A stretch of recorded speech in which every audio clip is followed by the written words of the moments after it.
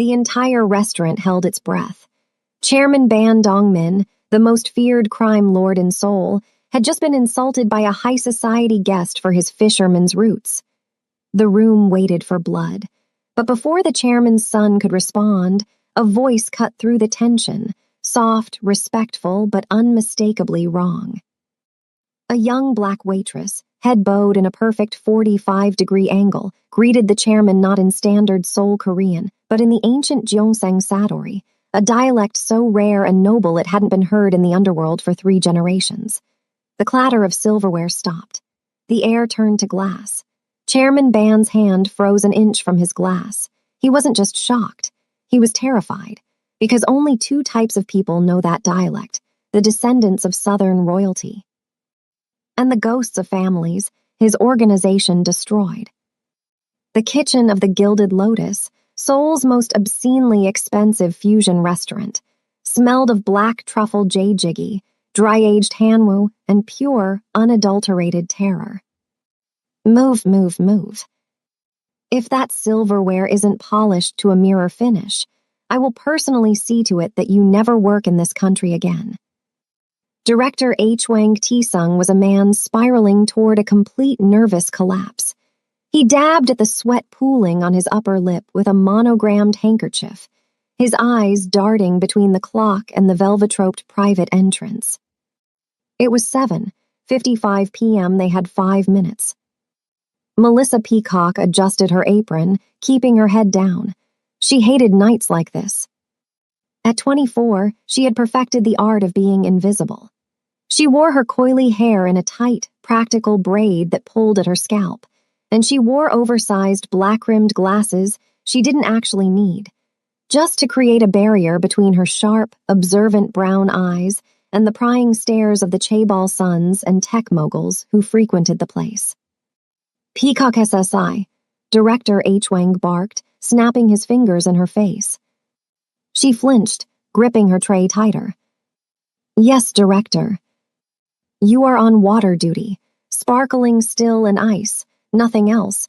Do not speak unless spoken to. Do not make eye contact. Do not even breathe too loudly. Do you understand? Yes, sir. But who is coming? Director H. Wang looked at her, as if she'd just asked what color the sky was. The Ban family, Melissa, Chairman Ban Dongmin, and his son, Baeon Jiwoo, the H. Wangi, the Emperor of the South. They've rented the entire VIP lounge. A 300 million dinner bill is expected. If you spill a single drop of Evian, I will feed you to the Han River.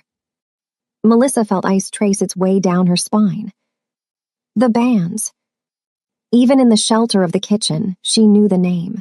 Everyone in Seoul knew the name, though few dared to whisper it aloud. They owned shipping empires, luxury hotels, and half the National Assembly. But that was just the surface. Underneath, they were the iron fist of Korea's organized underworld, the architects of fortunes built on blood and buried secrets. I understand, she whispered. She turned back to the polishing station, her hands trembling slightly as she picked up a crystal water glass. She wasn't trembling from fear of the Mafia, though. She was trembling because the name ban triggered memories she had spent a decade trying to bury. Memories of a sunlit embassy garden in Paris, of her father's laughter, and of a life that had been stolen from her in a single night of fire, betrayal, and silenced screams. Just keep your head down, she told herself. You're just Melissa, the waitress. You're nobody. Hey, a soft voice whispered beside her.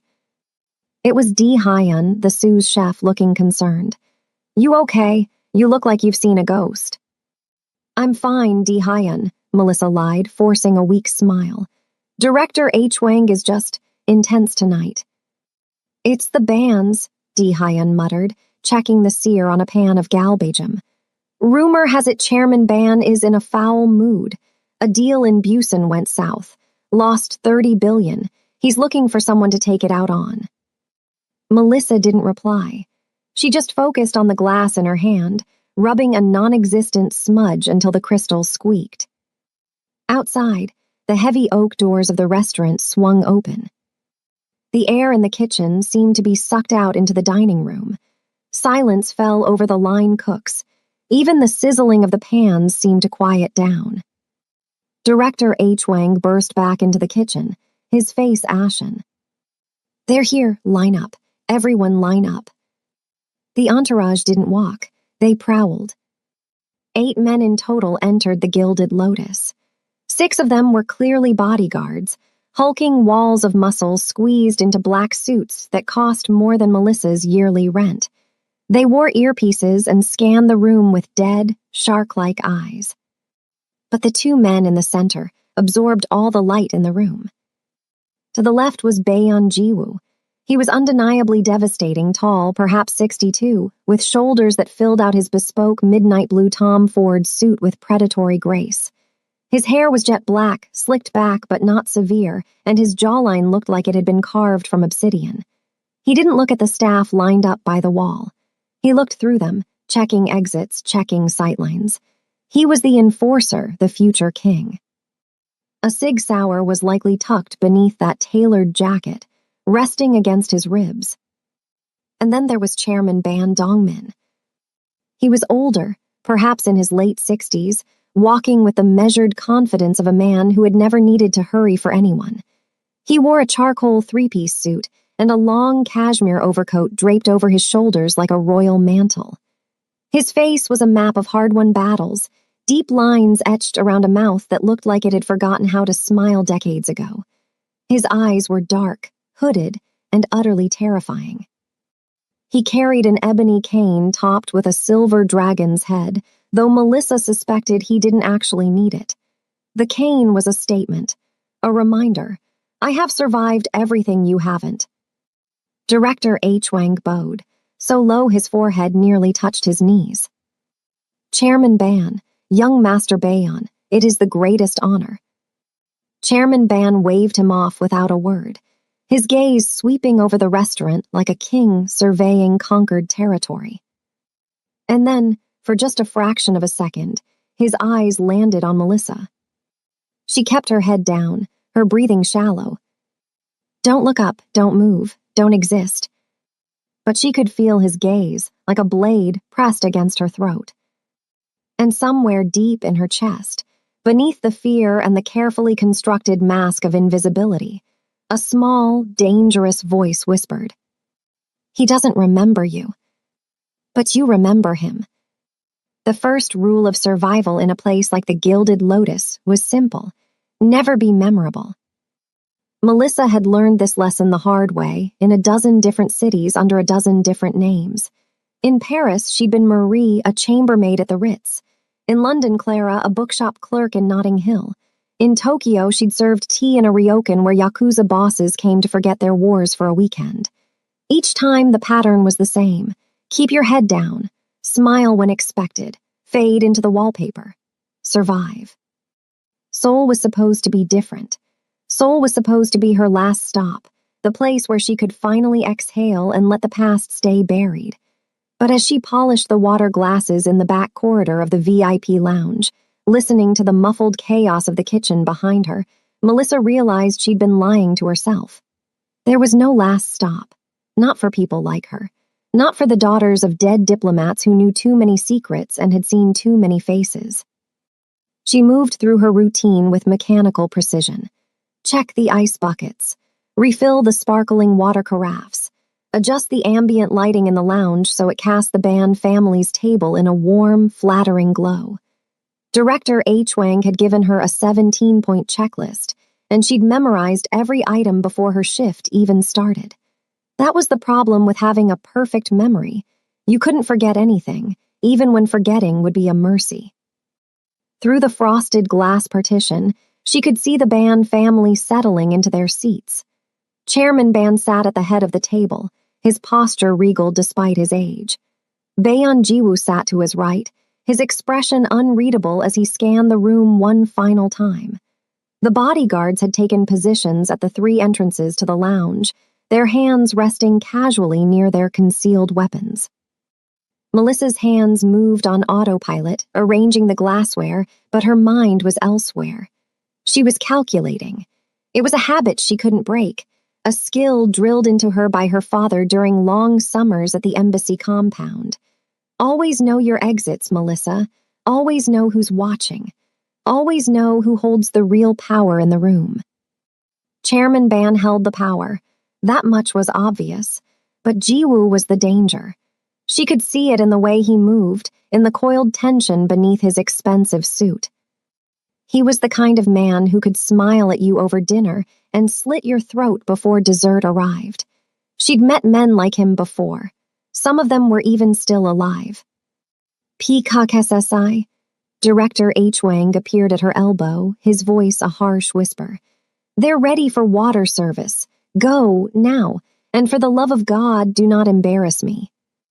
Melissa nodded, lifting the tray of crystal glasses with practiced ease.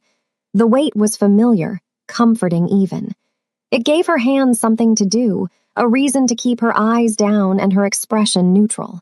She pushed through the partition door and entered the VIP lounge. The temperature seemed to drop 10 degrees. Chairman Ban was speaking in low tones to an older man seated across from him, someone Melissa didn't recognize, though his Patek Philippe watch and custom-tailored handbag suggested he was either old money or new power trying to look like old money. Jiwoo was silent, his fingers drumming an irregular rhythm on the armrest of his chair. He looked bored, but Melissa knew better. Bored predators were the most dangerous kind. She approached the table from the left, keeping her movements small and deferential. In her peripheral vision, she could see one of the bodyguards tracking her progress. His hand had shifted slightly, now resting on his belt buckle. Not overtly threatening, but close enough to his weapon that he could draw in under 2 seconds if needed. Sparkling or still, Chairman? She asked in Korean, her accent carefully neutral. Not too polished, not too regional, just another faceless service worker in a city full of them. Chairman Ban didn't look at her. Still, room temperature. Of course. She poured with the kind of precision that came from pouring 10,000 glasses before this one. Not a drop spilled, not a sound louder than necessary. She was a ghost, a shadow, a non-entity, exactly as she needed to be. But as she moved to Jiwoo's glass, something shifted. She felt his gaze before she saw it, a physical weight that made the hair on the back of her neck stand up. She kept her expression blank, her hands steady, but internally she was screaming at herself to move faster, to finish and get out. You're new, Jiwoo said. His voice was smooth, almost pleasant, but there was an edge underneath that suggested he'd already decided she was either an asset or a threat. Melissa's training kicked in. She smiled, small, polite, forgettable. I've been here 6 months, sir. 6 months, he repeated, as if testing the words. And yet I've never seen you before. I usually work the main dining room. Director H. Wang assigned me here tonight. She kept pouring, kept moving. Don't engage. Don't give him a reason to remember you. But Jiwoo wasn't finished. You have good posture, military. The question landed like a knife between her ribs. Melissa's hand didn't shake. Years of training ensured that, but something must have flickered across her face, because Jiwoo's eyes narrowed almost imperceptibly. Ballet, she lied smoothly. When I was younger, my mother insisted. It was a good lie, believable, the kind of detail that would satisfy casual curiosity without inviting further investigation. She finished pouring his water and moved to the next guest, but she could still feel Jiwoo's eyes on her back. He didn't believe her. Or worse, he believed her and was intrigued anyway. Director H. Wang appeared at the edge of the lounge, his expression radiating barely contained panic. He gestured frantically for her to finish and leave. Melissa obeyed, completing the water service with the same mechanical efficiency she'd started with. As she retreated toward the partition door, she allowed herself one final glance at the table. Chairman Ban was laughing at something his guest had said, his whole face transformed by the rare expression of genuine amusement. He looked almost human in that moment, almost like the kind of grandfather who'd spoil his grandchildren with sweets and stories. It was a good mask, a necessary one for a man who'd built an empire on the bones of his enemies. And then the guest said something else, something Melissa couldn't quite hear, and Chairman Band's laughter died.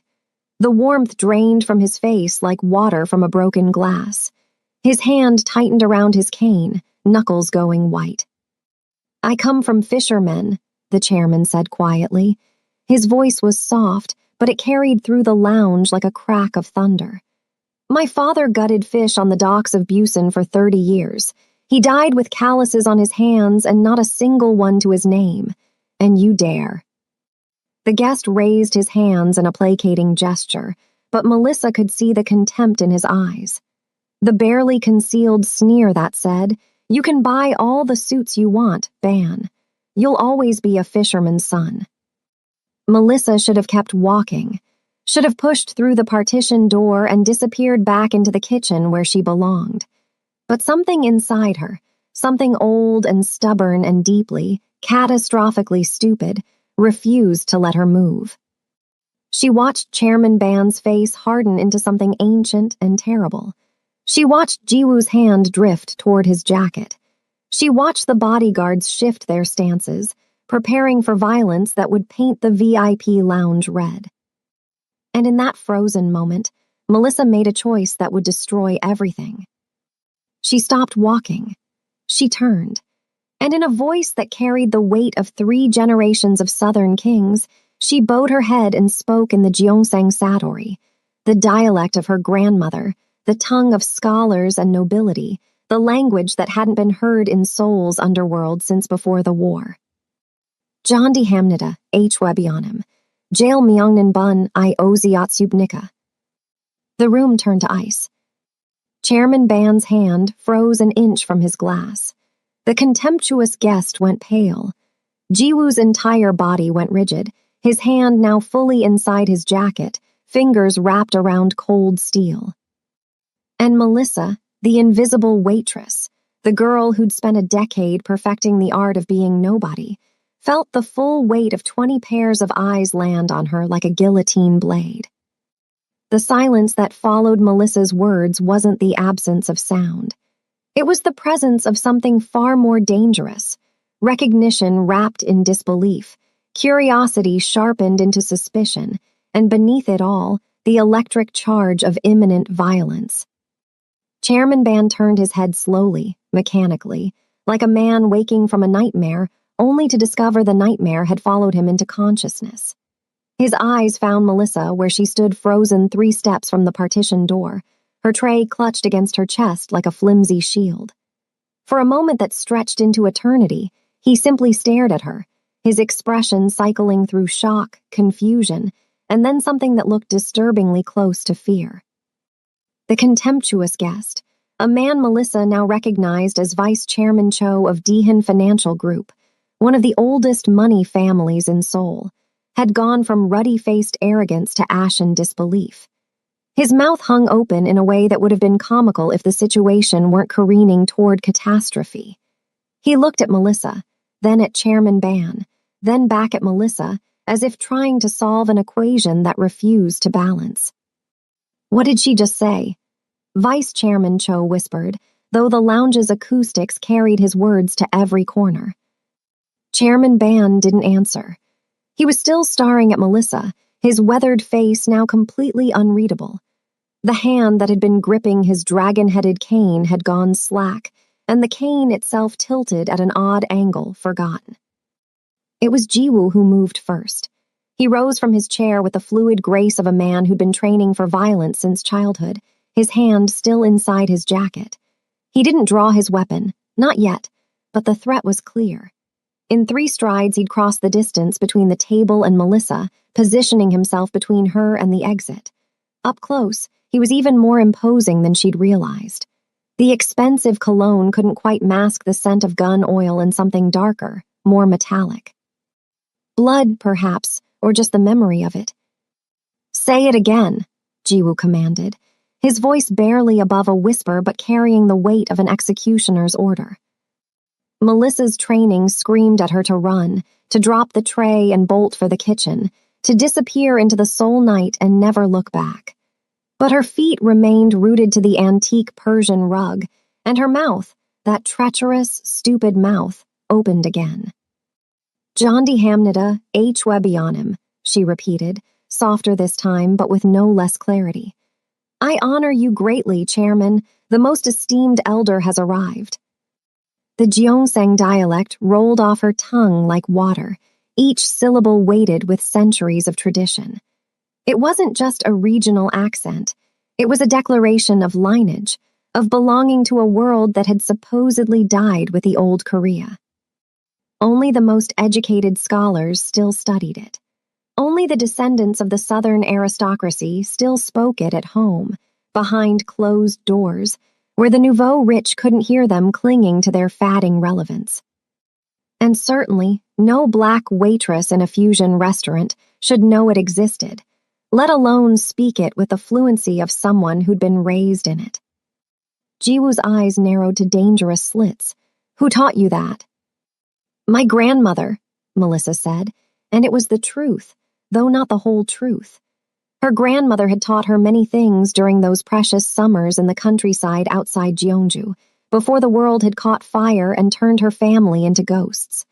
But she'd also been taught by linguists at the embassy, by her father's associates who'd needed her to blend in anywhere, to speak any language, to become anyone. Your grandmother, Jiwoo repeated, his tone suggesting he found this about as believable as a fish claiming it could fly. And where is your grandmother now?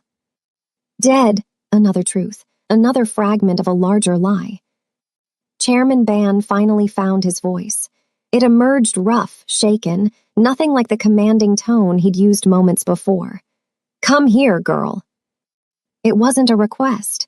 Melissa's legs moved before her brain could fully process the command, carrying her toward the table where the chairman sat. The bodyguards had shifted positions, forming a tighter perimeter around the lounge. No one was getting in. More importantly, no one was getting out. As she approached, Melissa forced herself to observe details, to catalog information the way her father had taught her. Vice Chairman Cho's left hand was trembling slightly where it rested on the table. The bodyguard nearest the north entrance had adjusted his stance, weight now on his back foot, ready to move forward, not defend.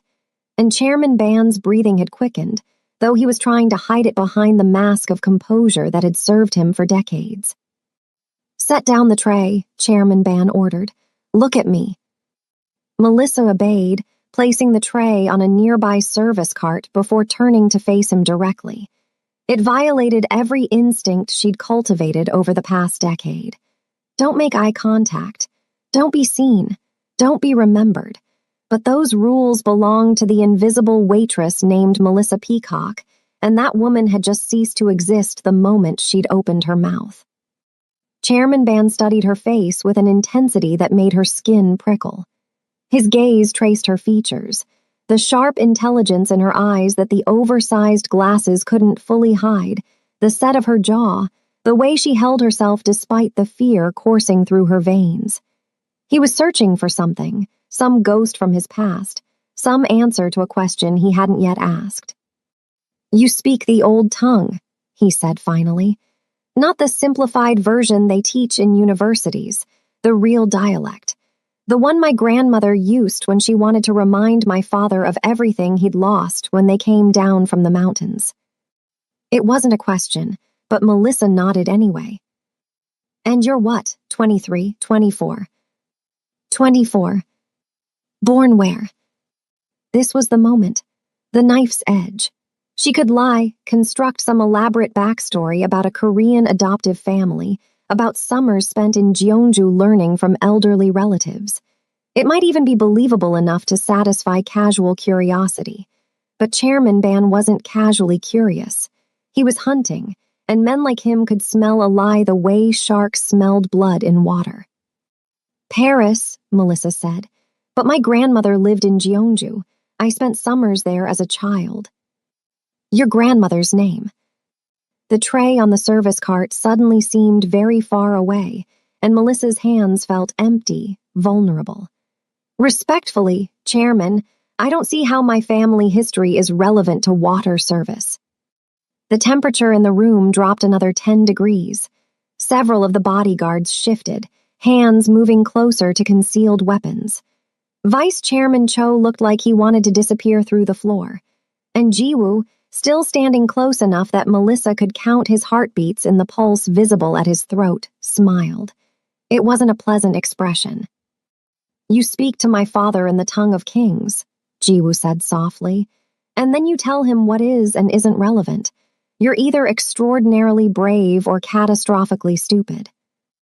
"Perhaps both," Melissa replied before she could stop herself.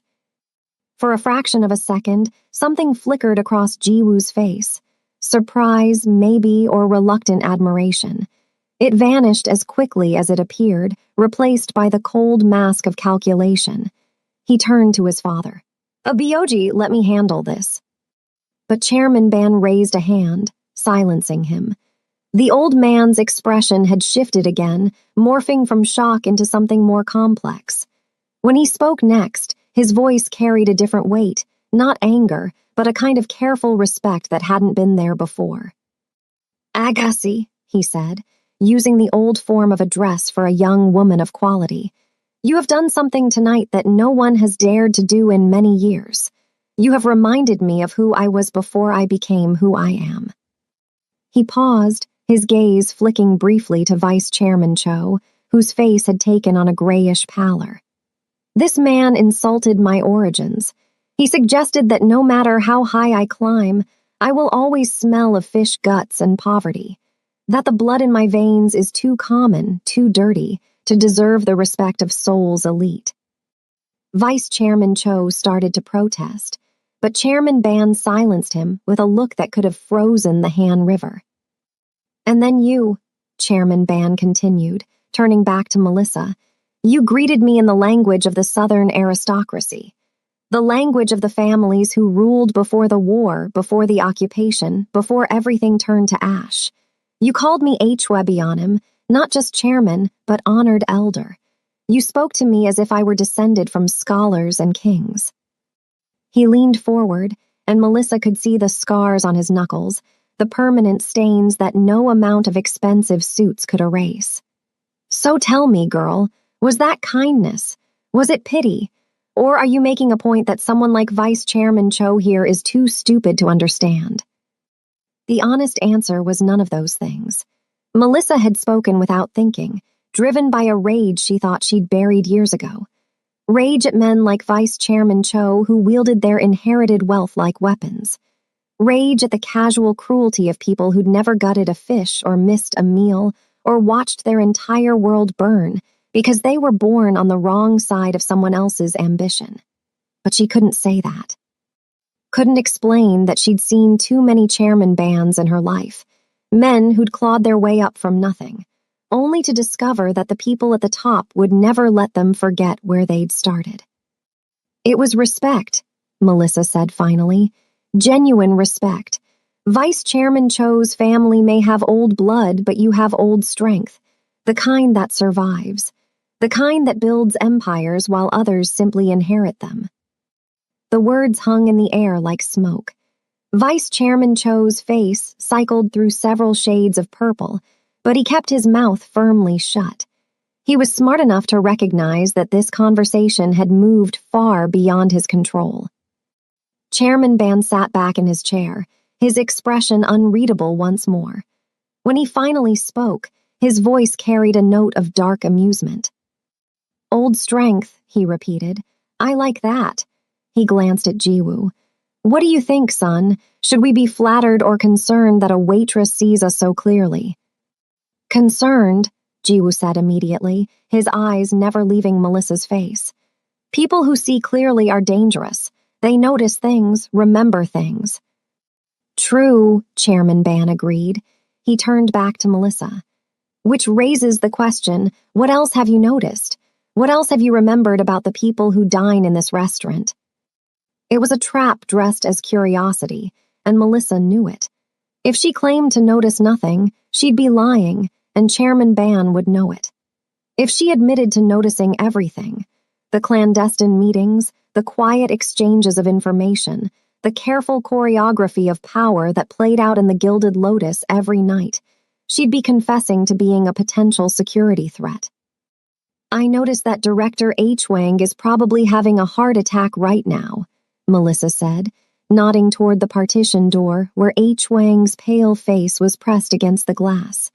And I noticed that your water is getting warm. For a long moment, no one moved.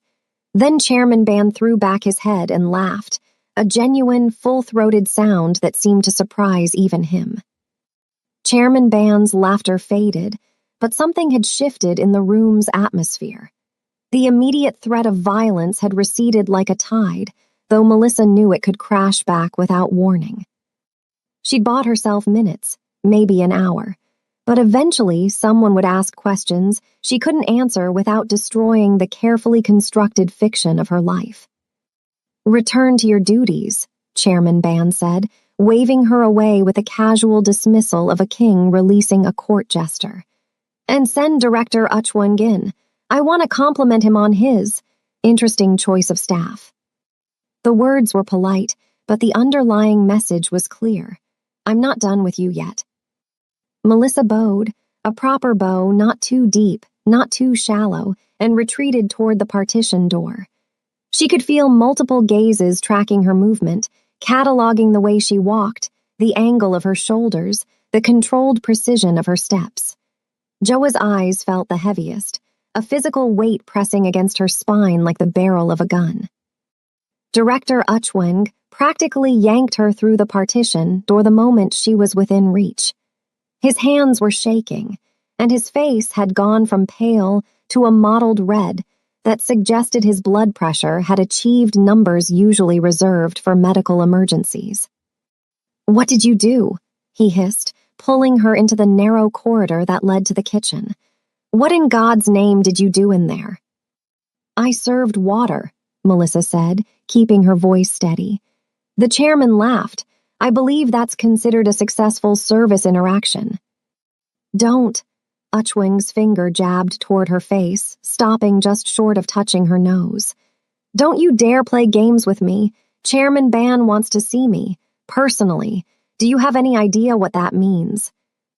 "It means you should probably fix your tie and wipe the sweat off your face before you go in," Melissa suggested, which earned her a look of such pure hatred that she almost felt bad for the man.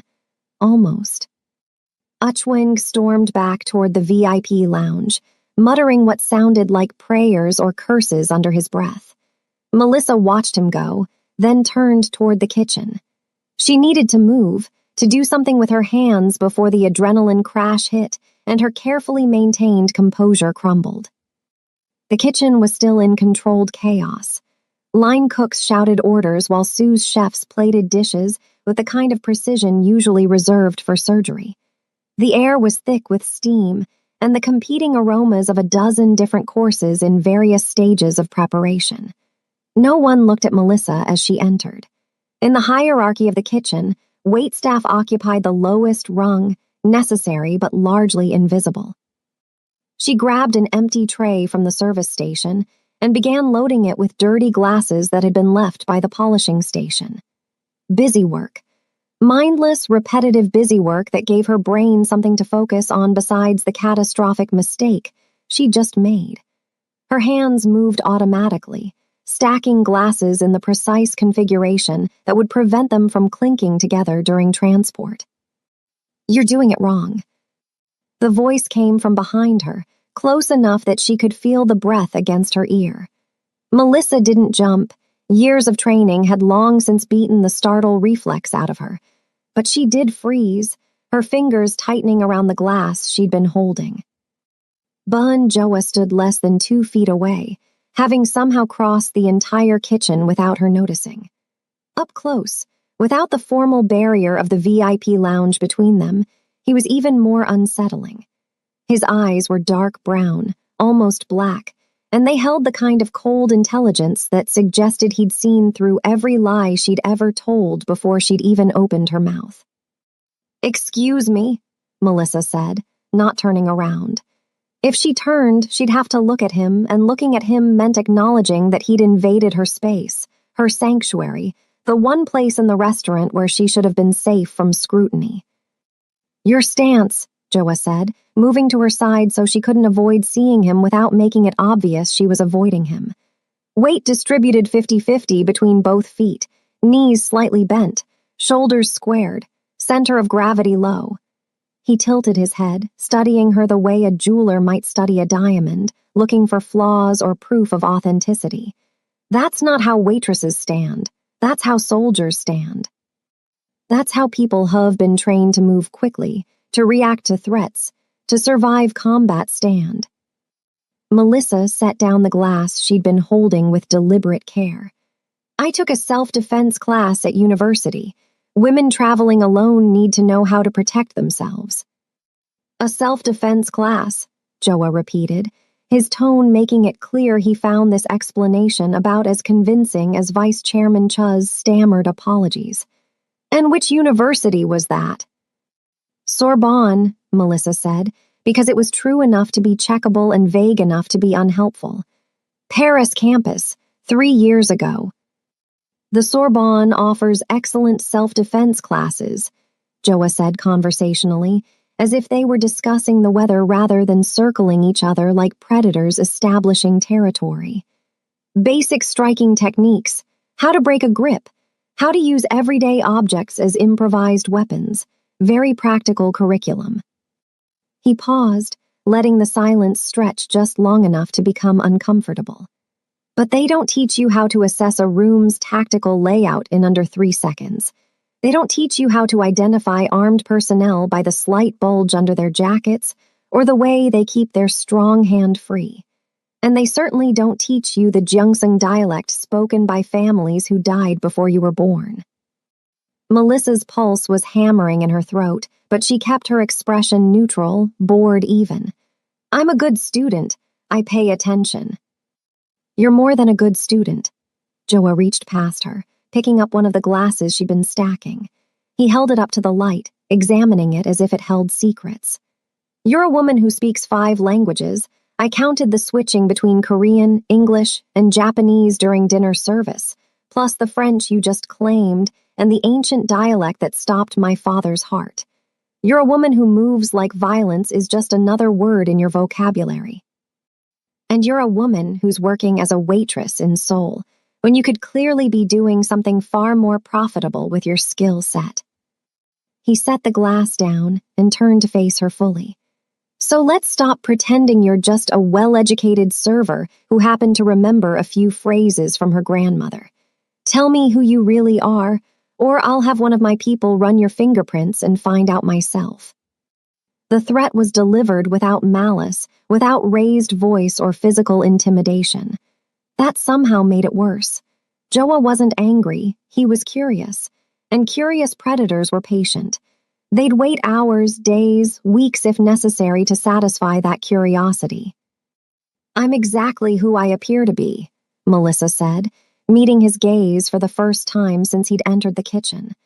"A woman who needed a job and was good at carrying plates without dropping them." "No," Joa said softly. "You're a woman who's hiding. I recognize the signs because I've spent my entire life watching people hide from my family, but most of them aren't nearly as good at it as you are." He leaned closer, close enough that she could see the faint scar above his left eyebrow, the result of what must have been a vicious fight years ago. "Which makes me wonder what you're hiding from, or who." Before Melissa could formulate a response that wouldn't dig her grave any deeper, the kitchen's back door swung open with a bang that made half the line cooks jump. Da-hun burst through, his face flushed from the cold and excitement. "Did you hear?" he said to no one in particular and everyone at once. "There's a protest blocking traffic on Gangnam Boulevard, some kind of labor demonstration. The entire street is gridlocked." One of the other cooks groaned. "That's going to mess up our supply deliveries." "Forget the deliveries," Da-hun said, pulling off his jacket. "Half the servers can't get here for the late shift. Director Uchwung is about to have an aneurysm." Joa's attention shifted slightly, his head turning toward the noise though his body remained oriented toward Melissa. It was a small opening, a fraction of distraction, but it was enough. She took 2 steps backward, putting the service cart between them, creating distance that felt necessary for breathing. "I should get these glasses to the washing station," she said, gripping the edges of the tray. "We're not finished talking," Joa said, his focus snapping back to her with predatory precision. "I have work to do. Your father requested premium sake service in 30 minutes, and Director Uchwing will actually have that aneurysm if I'm not there to pour it." It was a gamble, invoking his father's name as a shield. But Joa hesitated, some internal calculation running behind his dark eyes. Finally, he stepped aside, giving her just enough room to pass with the tray. "This conversation isn't over," he said as she moved past him. "I'm going to find out who you are, Melissa Peacock, and when I do, I'll decide whether you're an asset or a threat." "And if I'm a threat?" Melissa asked, against every instinct screaming at her to shut up and walk away. Jiwoo's smile was thin, cold, and utterly without humor. "Then I'll make sure you disappear so thoroughly that not even your grandmother's ghost will be able to find you." Melissa didn't respond. She carried the tray toward the washing station, her steps measured and controlled, her breathing carefully regulated. She didn't look back. Didn't need to. She could feel Jiwoo's gaze boring into her back like a brand, marking her as something that required further investigation. The washing station was in a narrow alcove near the walk-in freezer, partially hidden from the main kitchen by a wall of industrial shelving. Melissa set down her tray and braced her hands against the steel counter, finally allowing herself a moment of weakness. Her hands were shaking. Not much, but enough that she had to curl them into fists to make it stop. She'd survived. She'd talked her way through a minefield of questions and implications without triggering an immediate execution. But surviving wasn't the same as winning. Jiwoo suspected her. Chairman Ban was interested in her, and interest from men like the Bans was a death sentence in slow motion. The freezer door opened behind her with a hiss of pneumatic hinges. Melissa spun, her hand already reaching for the paring knife she kept tucked in her apron pocket, a habit from too many dangerous kitchens in too many dangerous cities. But it was just one of the prep cooks, a young guy named Min Jun who barely looked old enough to shave, backing out with a crate of frozen scallops. "Sorry," he muttered, not really looking at her. "Didn't know anyone was back here." He shuffled away, and Melissa forced herself to breathe, to uncurl her fingers from around the knife handle, to remember that not every shadow held a threat, not every opening door concealed an ambush. But old habits died hard, and instincts carved into her bones by violence and necessity didn't care about logic or statistical probability. They only cared about survival. And right now, her survival instincts were screaming that she'd made a fatal mistake. That speaking in the chairman's dialect, revealing even a fragment of her training, had painted a target on her back that no amount of invisible waitress camouflage could hide. The sake service went exactly as protocol demanded. Melissa poured with the measured precision of a tea ceremony master, keeping her eyes appropriately downcast while Chairman Ban and his guests discussed matters that should have been incomprehensible to a mere waitress. Port acquisitions, political appointments, the delicate art of persuading judges to see reason. She heard everything and gave no indication she understood any of it. Jiwoo watched her the entire time. Not obviously, he was too well trained for that, but she could feel the weight of his attention like static electricity before a lightning strike. Every movement she made was being catalogued, analyzed, compared against some internal database of threats and anomalies. When she finished and retreated to the service corridor, Melissa allowed herself exactly 30 seconds to lean against the wall and close her eyes. 30 seconds to acknowledge the exhaustion creeping through her bones, the fear coiled in her gut like razor wire. Then she straightened, adjusted her apron, and returned to the choreographed dance of service. The next 2 hours passed in a blur of courses, each one more elaborate than the last, each requiring its own specialized presentation. Melissa moved through the routine on autopilot, her body executing practiced movements while her mind worked furiously on an exit strategy. She could disappear tonight, grab her go bag from the cramped studio apartment she rented in Hongdae, catch the last KTX to Busan, and be on a boat to Japan by dawn. She'd done it before, could do it again. But something made her hesitate. Some stubborn, self-destructive part of her that refused to run until she absolutely had to. The explosion answered that question with brutal finality. The sound hit first, not the Hollywood fireball boom, but something sharper, more percussive, like the world's largest champagne bottle being uncorked directly into her eardrums. The VIP lounge's reinforced windows absorbed most of the blast, spiderwebbing with cracks but not shattering. The shockwave followed half a heartbeat later, a wall of pressure that knocked Melissa off her feet and sent her sliding across the polished floor. Her training kicked in before conscious thought. Even as she was falling, she was analyzing. The blast had come from below, basement level, probably the wine cellar. Not military-grade explosives, the pressure wave was wrong, too diffuse. Homemade device, likely fertilizer-based, designed to cause chaos more than casualties, which meant this wasn't random terrorism. This was a distraction. Melissa's ears were ringing, but she forced herself to focus past the high-pitched whine. In the VIP lounge, Chairman Ban had been thrown backward in his chair, which had probably saved his life. The trajectory put him below the sight line of the shattered window. Jiwoo was already moving, his weapon drawn, shouting orders to the bodyguards. Vice Chairman Cho was curled on the floor, hands over his head, making high-pitched whimpering sounds that would haunt his social standing for years. But it was the bodyguards' positions that sent ice through Melissa's veins. They'd formed a protective perimeter around the table, which made tactical sense in most situations. But they'd clustered too close together, creating overlapping fields of fire that looked secure on paper but actually created a massive vulnerability. Any operator with basic training could see it. The angles were wrong. The coverage had gaps. And most damning of all, the bodyguard covering the northwest corner, a thick-necked man with a scar running down his jaw, had shifted his stance. His weapon wasn't pointed outward toward potential threats. It was angled inward, toward Chairman Ban. The dead zone. That's what her father had called it. The moment when protective formations became kill boxes, when the people meant to shield you became the weapons pointed at your heart. Melissa saw the scarred bodyguard's finger tighten on the trigger, saw Jiwoo's attention focused on the shattered window, his back to the real threat. Saw Chairman Ban struggling to stand, completely exposed, 3 seconds from death. She moved. Later, Melissa wouldn't remember making the decision.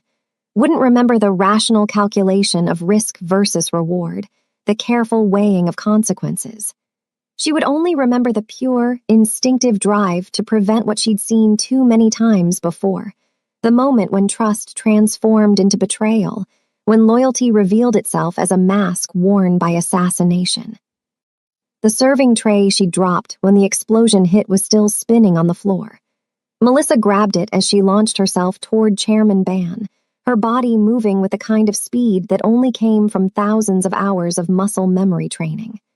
The tray was solid silver, heavy enough to serve as an improvised shield, and she got it between Chairman Ban and the bodyguard's weapon just as the first shot cracked through the air. The bullet hit the tray with a sound like a church bell being struck by a hammer.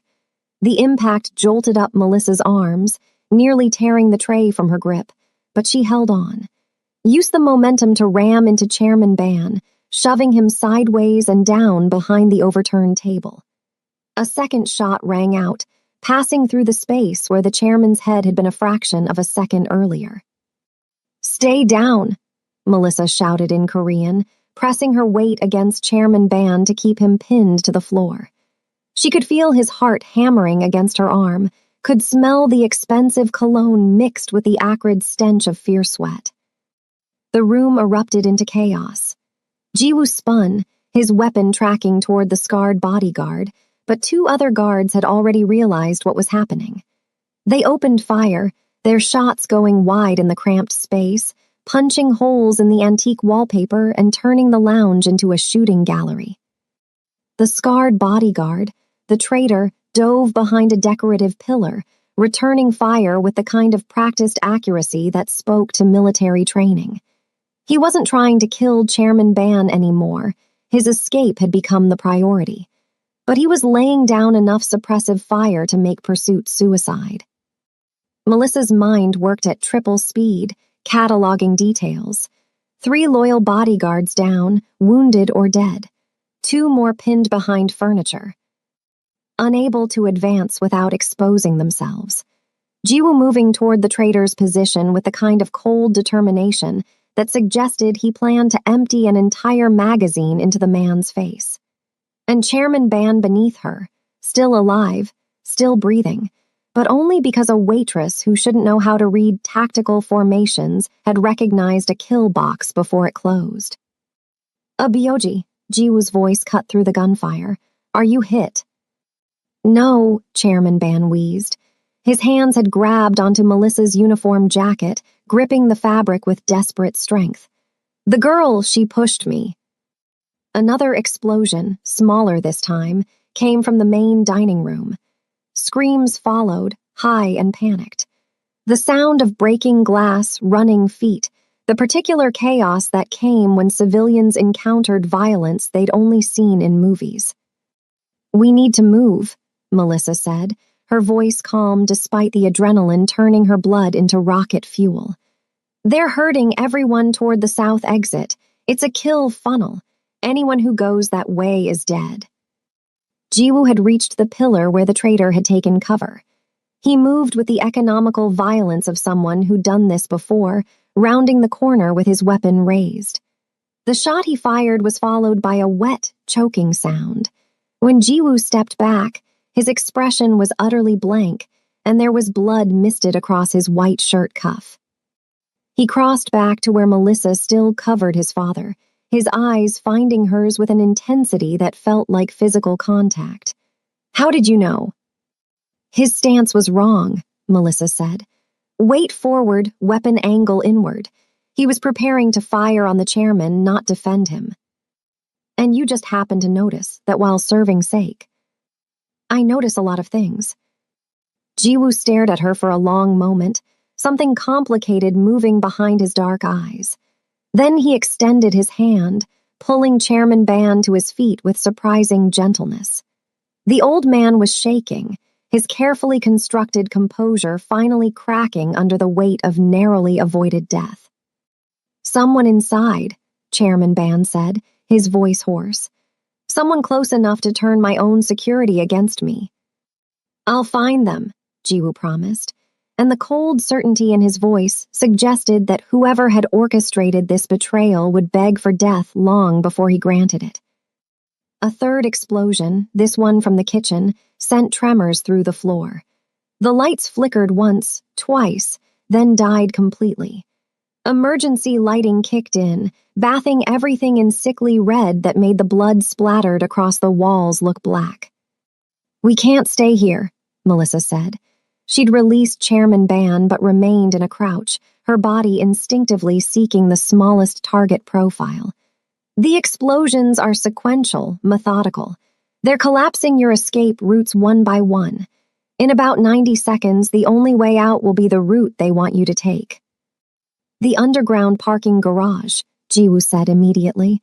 There's a private elevator. Which they'll have covered.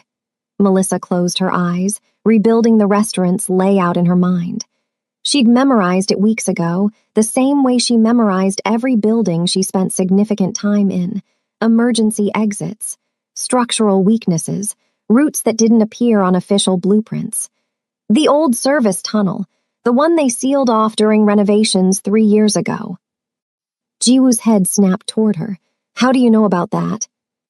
Because I pay attention, Melissa said, and because I've seen building permits filed with the city. The tunnel connects to the adjacent property's basement, the office building on the corner. They never properly sealed it, just put up drywall and pretended it didn't exist. That tunnel hasn't been used in years. It could be structurally unsound. It's also the only route they won't have covered because officially it doesn't exist. Melissa looked at Chairman Ban, whose face had gone gray in the emergency lighting. Can you run? The old man straightened, some of his iron will reasserting itself. I've run from worse. Then we move, now. Jiwoo looked like he wanted to argue, wanted to demand more explanations for how a waitress knew things she shouldn't know, could do things she shouldn't be able to do. But the sound of booted feet in the corridor made the decision for him. Lead the way, he said, his weapon trained on the door. But if this is a trap... If this is a trap, we're all already dead, Melissa interrupted. So let's make sure it's not. She grabbed Chairman Ban's arm, supporting his weight as they moved toward the service corridor. Behind them, Jiwoo provided rear security, his movements fluid and professional. The remaining loyal bodyguards fell in around them, creating a loose protective formation that was probably the best they could manage under the circumstances.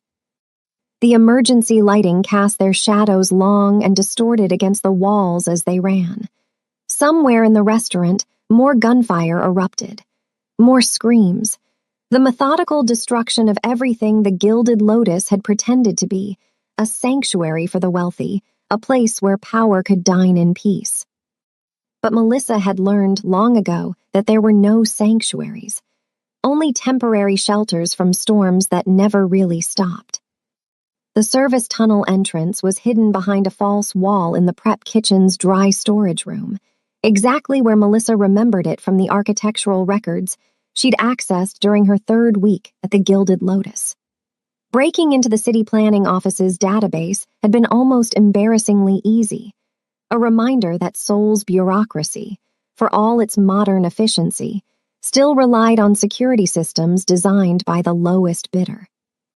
She shoved aside industrial-sized containers of flour and rice, her hands moving with purposeful urgency while Jiwoo kept his weapon trained on the corridor behind them. Chairman Ban was breathing hard, one hand pressed against his ribs where he'd hit the floor. He hadn't complained, hadn't slowed them down, but Melissa could see pain etched into the lines around his mouth. Here, she said, finding the seam in the drywall. The contractors had done a decent job concealing it, but they'd used different screws than the rest of the wall, a small inconsistency that most people would never notice. Melissa wasn't most people. Jiwoo appeared at her shoulder. We need tools too. Melissa drove her elbow into the drywall. Once, twice, 3 times. The material cracked, then crumbled, revealing the darkness beyond. She'd positioned her strikes precisely, targeting the weakest points where the drywall met the frame. It was louder than she would have liked, but stealth had stopped being an option the moment the first bomb went off. Or we could do it that way, Jiwoo said, his tone suggesting he was rapidly revising every assumption he'd made about her. After you, Melissa said, pulling away chunks of drywall to widen the opening. Jiwoo hesitated for exactly 1 heartbeat before shaking his head. No, you go first. If this is an ambush, I want to see who's waiting on the other side before my father enters. It was a test, a way of determining whether Melissa was leading them to safety or delivering them to whoever had orchestrated tonight's massacre. She met his gaze steadily, then crawled through the opening without argument. Testing took time, and time was a luxury they'd exhausted about 3 explosions ago. The tunnel was exactly as dark as she'd expected and smelled of mildew and ancient concrete. Her eyes adjusted quickly, another gift from her father's brutal training regimen. She could make out the rough dimensions, maybe 5 feet wide, 7 feet high, stretching into blackness that could hide anything. Water dripped somewhere in the distance, a rhythmic plinking that made her think of funeral bells. Clear, she called back softly. Chairman Ban came through next, moving with surprising agility for a man his age. Jiwoo followed, pulling out his phone and activating its flashlight. The beam cut through the darkness, revealing walls covered in old graffiti and what might have been water damage or might have been something more concerning. The floor was uneven, broken in places, but navigable if they were careful. "This way," Melissa said, orienting herself. The tunnel ran perpendicular to the main restaurant structure, angling slightly downward as it connected to the adjacent building's foundation. She'd studied the plans carefully enough to walk it blindfolded, though she'd hoped to never test that particular skill. They moved in single file, Melissa leading, Chairman Ban in the middle, Jiwoo bringing up the rear with his weapon and phone. The sound of their footsteps echoed strangely in the confined space, making it impossible to tell if they were being followed.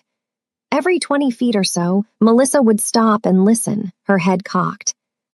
But she heard nothing except their breathing, and that persistent dripping. "Why are you helping us?" Chairman Ban asked after they'd been walking for perhaps 5 minutes. His voice was steady now, the shock of the attack metabolized into something harder, more focused. "Because people were shooting at you, and I was in the way," Melissa said without turning around. "That's not an answer. It's the only answer I have right now." Behind them, Jiwoo made a sound that might have been a laugh or might have been something darker. "You're lying. People don't risk their lives for strangers. They especially don't risk their lives for men like my father unless they want something. Maybe I just don't like seeing people get shot." "Then you chose the wrong restaurant to work at," Jiwoo said. "The Gilded Lotus caters to exactly the kind of people who get shot, regularly." Melissa didn't respond. She'd reached a junction where the tunnel split into 2 directions, one continuing straight toward what should be the adjacent building, the other branching off to the right toward what looked like an older section of Seoul's infrastructure. The straight path was the logical choice, the safer choice. Which was exactly why Melissa stopped and studied the right-hand branch. "Problem?" Jiwoo asked, moving up beside her. In the phone's glow, his face was all harsh angles and deep shadows. "The main tunnel will exit in the office building's basement," Melissa said. "Standard security there. Cameras, maybe a night guard. If your attackers did their homework, and they clearly did, they'll have someone positioned there." "And the other pass?" "Old storm drain system. Predates most of the modern construction. Connects to the subway maintenance tunnels about 300 meters north of here." She paused, considering. "Also a good chance it's flooded, structurally compromised, or home to things that bite." Chairman Ban made a sound that might have been dark amusement. "And you know this how?" "Because I make it my business to know how to disappear from any building I spend time in," Melissa said, and it was true enough to satisfy casual scrutiny even if it omitted decades of context. Jiwoo studied her profile in the dim light. "The storm drains," he said finally. "If they did their homework, they'd expect us to take the obvious route." They took the right branch. The tunnel narrowed almost immediately, forcing them to move in a crouch. The smell intensified, not just mildew now, but something organic and rotting. Melissa tried not to think about what might be decomposing in the darkness.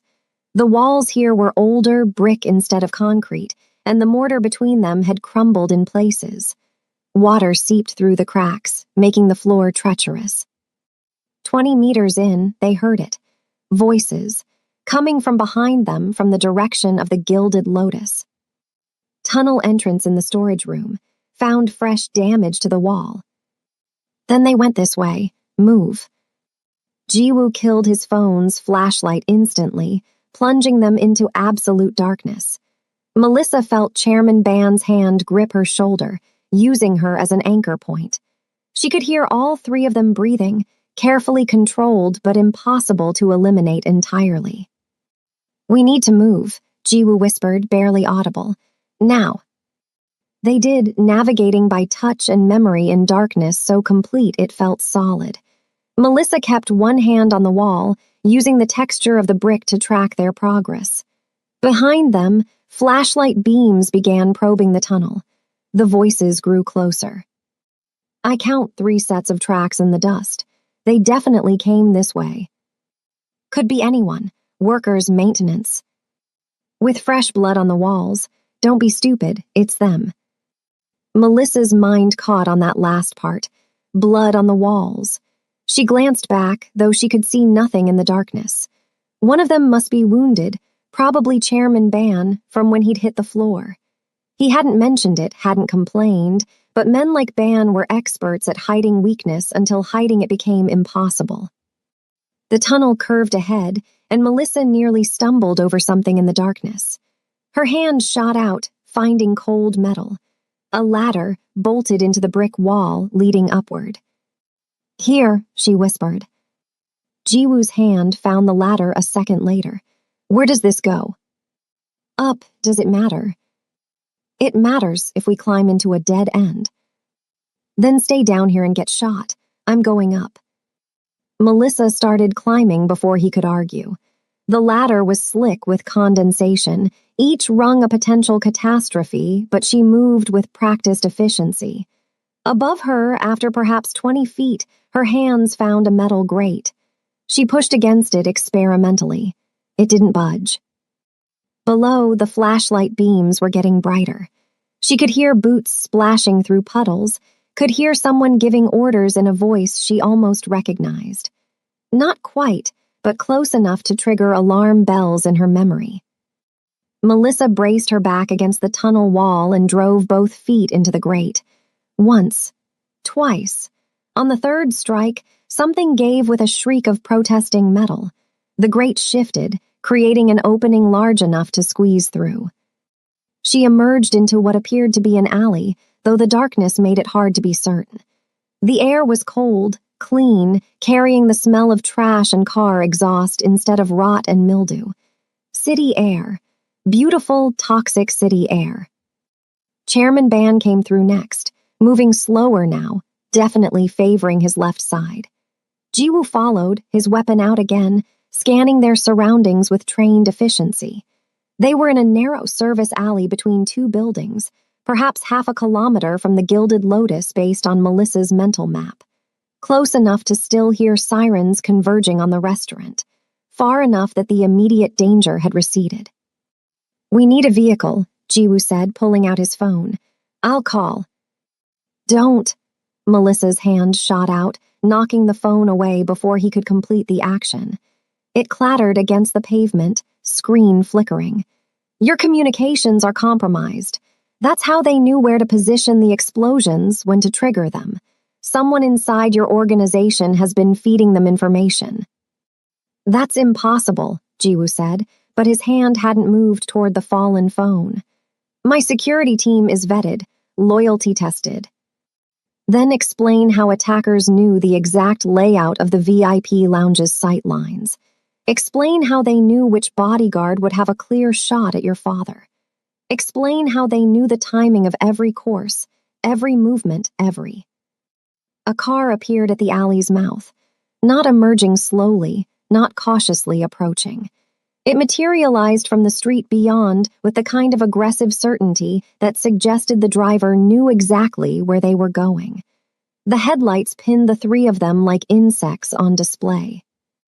Jiwoo raised his weapon, but Melissa had already moved. She recognized the engine sound, the particular stance of the vehicle.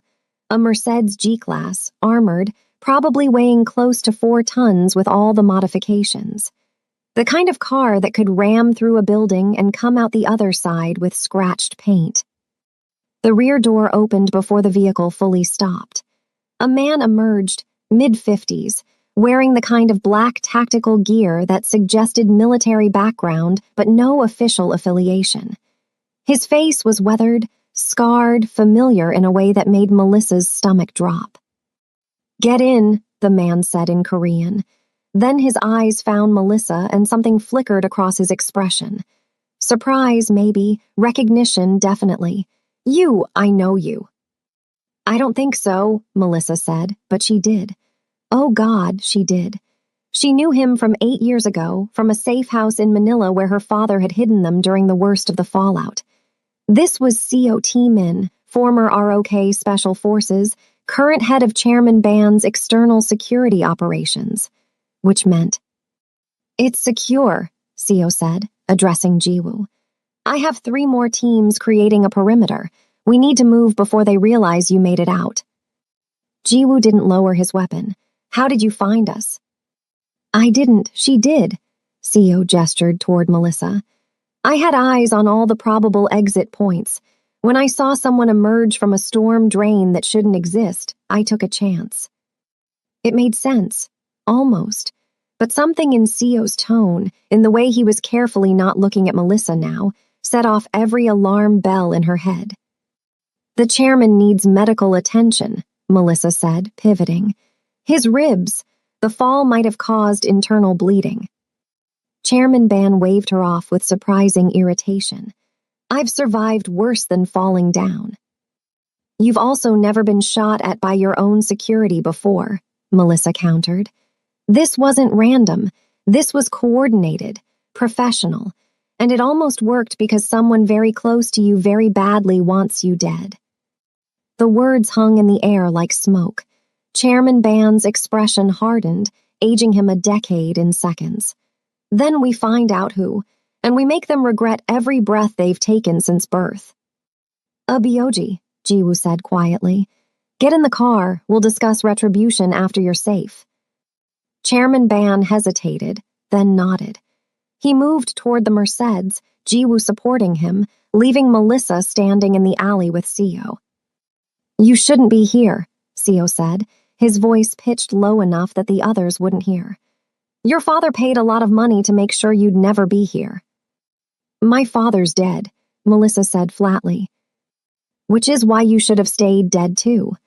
Seo's hand moved, subtle but unmistakable, coming to rest near his sidearm. Do yourself a favor. Disappear, tonight, before someone realizes who you really are. Is that a threat? It's advice from someone who knew your father. He'd want you safe, not caught up in whatever vendetta is playing out in the Ban family. Seo glanced toward the Mercedes, where Jiwoo was helping his father into the back seat. That boy in there, he's going to run your fingerprints. He's going to find the red file, and when he does, your father's sacrifice will have been for nothing. Before Melissa could respond, Jiwoo called out, Are you coming or staying? The question hung in the cold air. Melissa looked at Seo, whose expression was carefully neutral now, professional mask back in place. Then she looked at the Mercedes, at Jiwoo silhouetted in the interior light, at Chairman Ban who'd nearly died because she'd seen a threat no one else had noticed.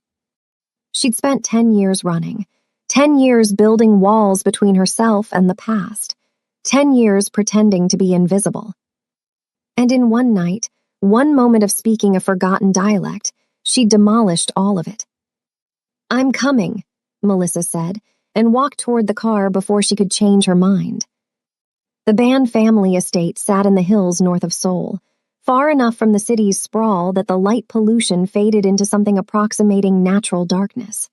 The Mercedes climbed through switchback roads carved into the mountainside, passing through 3 separate security checkpoints before the main house came into view. Each checkpoint had been staffed with men whose eyes held the flat, assessing quality of professional killers. Each had waved them through only after biometric confirmation, and what Melissa suspected were duress code verifications. The house itself was a study in contrasts, traditional Hanok architecture on the outside, all elegant curved roofs and natural materials, but the windows were bulletproof, and the decorative latticework concealed motion sensors sophisticated enough to detect a mouse at 50 meters. It was beautiful in the way a perfectly designed weapon was beautiful. Form serving function serving survival. Chairman Ban had said nothing during the 40-minute drive, his face carved from stone, his breathing carefully controlled. But Melissa had seen the way his hand kept returning to his ribs, had noticed the slight wince each time the car took a turn too sharply. Internal injuries, almost certainly. Maybe cracked ribs, maybe worse. Men his age didn't bounce back from violent impacts the way they had in their youth, no matter how much pride insisted otherwise. The car pulled into an underground garage that could have housed 20 vehicles and currently held perhaps a dozen, everything from bulletproof sedans to what looked like a modified tactical transport. Jiwoo was out before the engine died, barking orders into his phone in rapid-fire Korean that suggested he was coordinating a response that would be both comprehensive and brutal. Seo appeared at Melissa's door, opening it with a kind of careful courtesy that didn't quite mask the warning in his eyes. She ignored him and followed Chairman Ban toward an elevator that required both palm print and retinal scan to activate.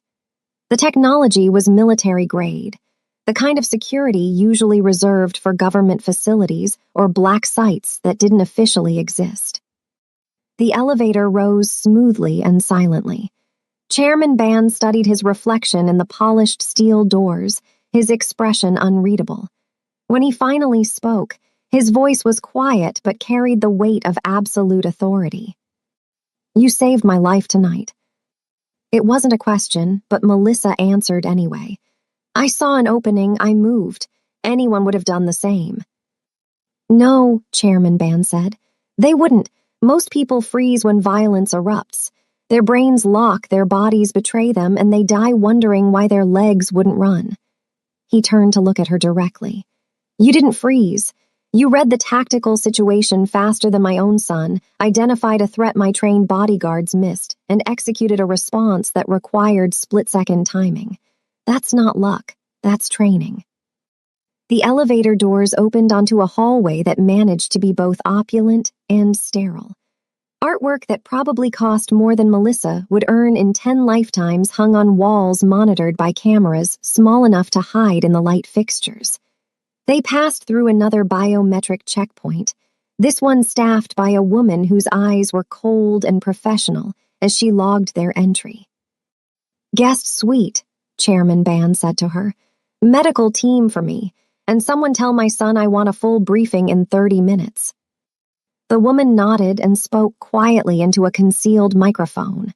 Within seconds, 2 more security personnel appeared, flanking Chairman Ban as he was escorted toward what Melissa assumed was a private medical facility. He moved with the rigid dignity of a man refusing to acknowledge pain, his back straight despite everything. Jiwoo appeared from a side corridor, his expression dark. "The girl stays in a monitored room until we know who she is."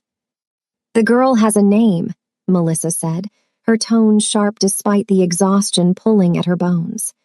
"And the girl would like to go home, take a very long shower, and pretend tonight never happened." "That's not an option." Jiwoo's hand closed around her upper arm, not bruising, but firm enough to make his point clear. "You're either an asset we need to understand or a threat we need to eliminate, until I know which. You're not going anywhere." He guided her down another corridor, this one less ornate, more functional. The room he deposited her in was comfortable enough, tasteful furniture, attached bathroom, a window that offered a view of the gardens below. It was also very clearly a cell. The door locked from the outside. The window didn't open. And the cameras in the corners were obvious enough to send a message. "We're watching." "Make yourself comfortable," Jiwoo said from the doorway. "Someone will bring you food and clean clothes, and I'll need your cooperation with something." "My cooperation?" "Your fingerprints." He pulled a small digital scanner from his pocket. "Standard security protocol. Everyone who enters the estate gets printed." It was a lie, or at least a significant distortion of the truth, but Melissa had run out of options for resistance. She extended her hand, letting him press her fingers against the scanner's surface one by one. The device beeped softly with each print, storing data that would be run through databases she couldn't begin to guess at. "How long am I staying in this very comfortable prison?" Melissa asked as he finished. "Until I decide you're not a threat." Jiwoo slipped the scanner back into his pocket. "Or until I confirm that you are one." He left without waiting for a response. The lock clicked with a finality that made Melissa's chest tighten.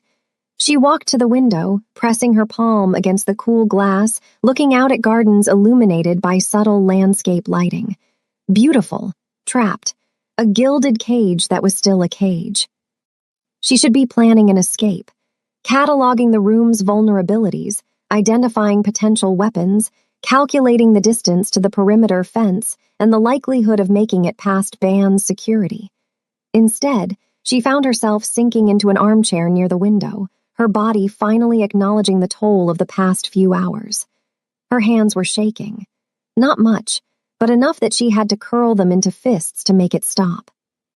Someone knocked 30 minutes later. A young woman entered carrying a tray of food, rice, soup, banchan that looked homemade, and a neatly folded set of clothes. She set everything on the low table near the armchair and left without speaking, though her eyes had taken in everything about Melissa with the kind of observation that suggested she was more than just household staff. Melissa forced herself to eat, knowing she'd need the energy regardless of what came next. The food was excellent, which somehow made everything worse. She was being treated like an honored guest rather than a prisoner, which meant Chairman Ban was still deciding what to do with her. The moment that decision shifted from gratitude to suspicion, the quality of her accommodations would be the least of her concerns. She'd just finished changing into the provided clothes, comfortable loungewear that fit surprisingly well, when the door opened again. Jiwoo entered, his expression unreadable, carrying a tablet. He didn't sit, didn't make himself comfortable, just stood in the center of the room like a judge preparing to deliver a verdict. "Tell me about your father," he said. Melissa's stomach dropped. What about him? His name was Damien Peacock, British Diplomatic Corps, officially. Unofficially, he ran intelligence operations across Asia for the better part of 2 decades. Specialized in infiltrating organized crime networks, collecting blackmail material on people who thought they were untouchable. Jiwoo's eyes never left her face. And 15 years ago, he collected something on my family, something my father decided couldn't be allowed to exist. The words landed like physical blows. Melissa kept her expression neutral through sheer force of will, but inside she was screaming. They knew, of course they knew. The moment Jiwoo had taken her fingerprints, she'd signed her own death warrant. "Your fingerprints came back with an interesting flag," Jiwoo continued. "Red file classification. Reserved for individuals who pose existential threats to national security or, in certain cases, to families wealthy enough to have their own classification systems. Your file was sealed 15 years ago, right after your father died in what was officially ruled an accidental house fire in Paris." "It was an accident," Melissa said, and her voice only shook slightly. "It was an execution," Jiwoo corrected. "A professional one, designed to look like faulty wiring but actually a triggered incendiary device.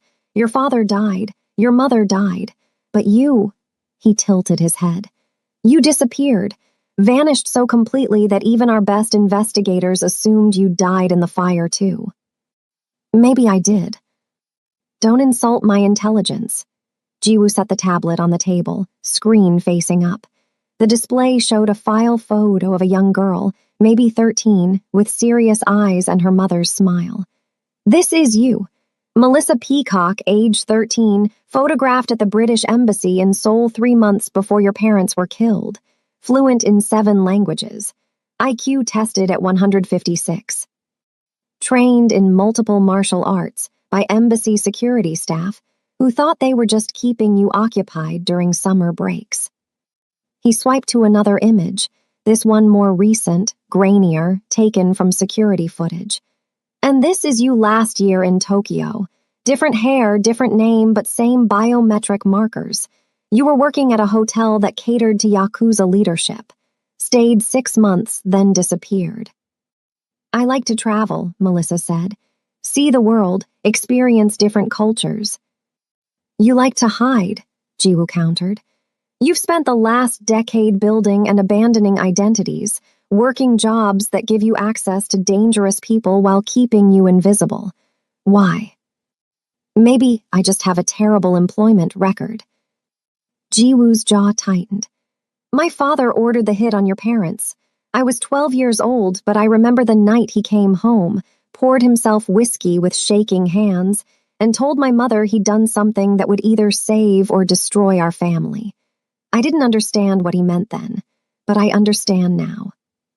He pulled out a chair and sat, finally, bringing himself closer to Melissa's eye level. Your father had evidence, something that could have dismantled everything my family built. My father made a choice, kill one family to save his own. And now, 15 years later, that dead man's daughter appears in our restaurant, speaks a dialect she shouldn't know, saves my father's life, and expects me to believe it's all just coincidence. I didn't know who you were when I applied for the job, Melissa said, and it was true. Mostly. She'd known the Gilded Lotus catered to dangerous clientele, but she hadn't known the Ban family were regulars until her second week. By then, leaving would have attracted more attention than staying.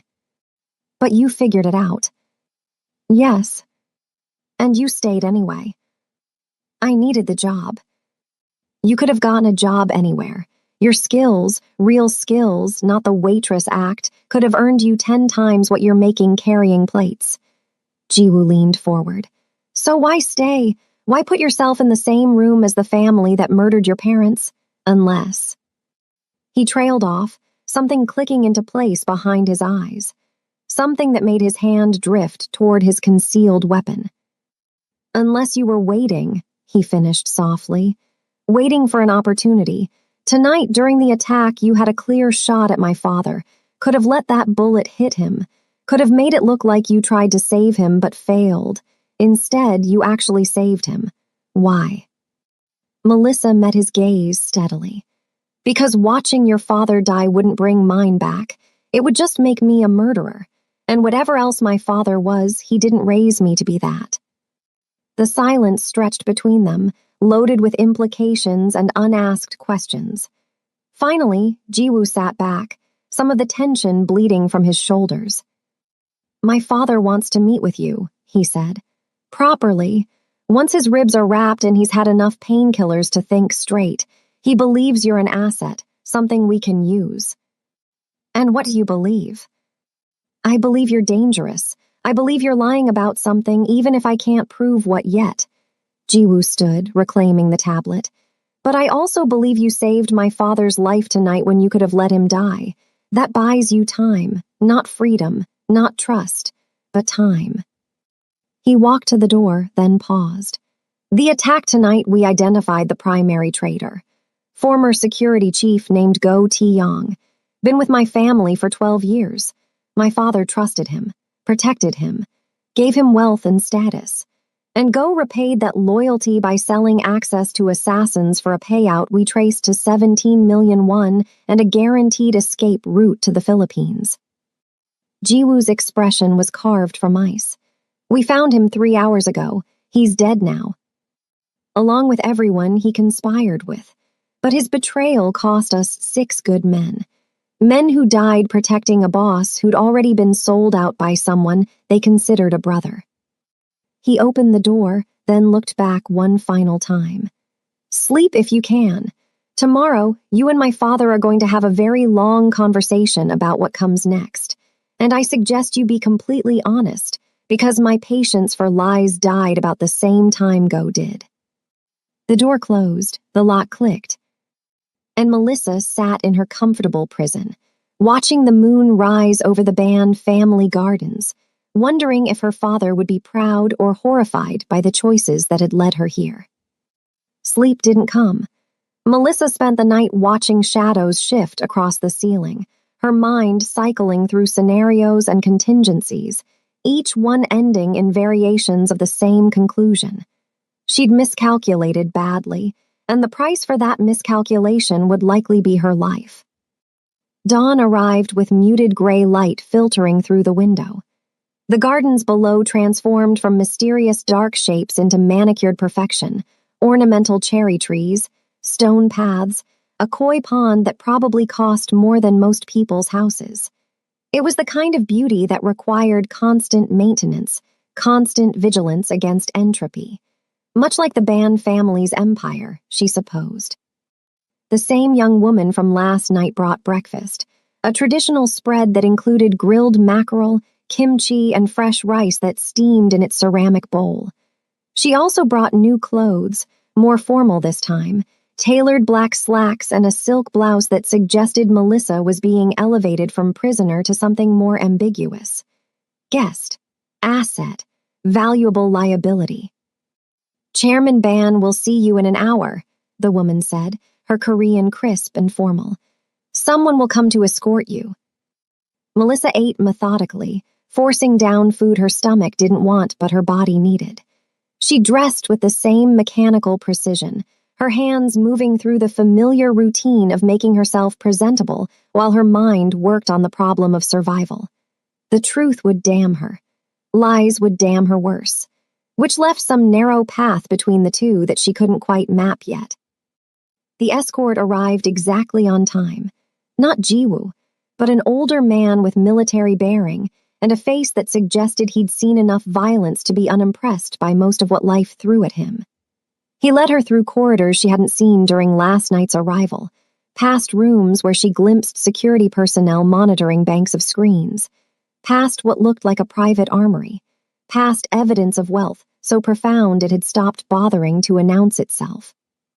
Chairman Ban's office occupied the entire top floor of the eastern wing.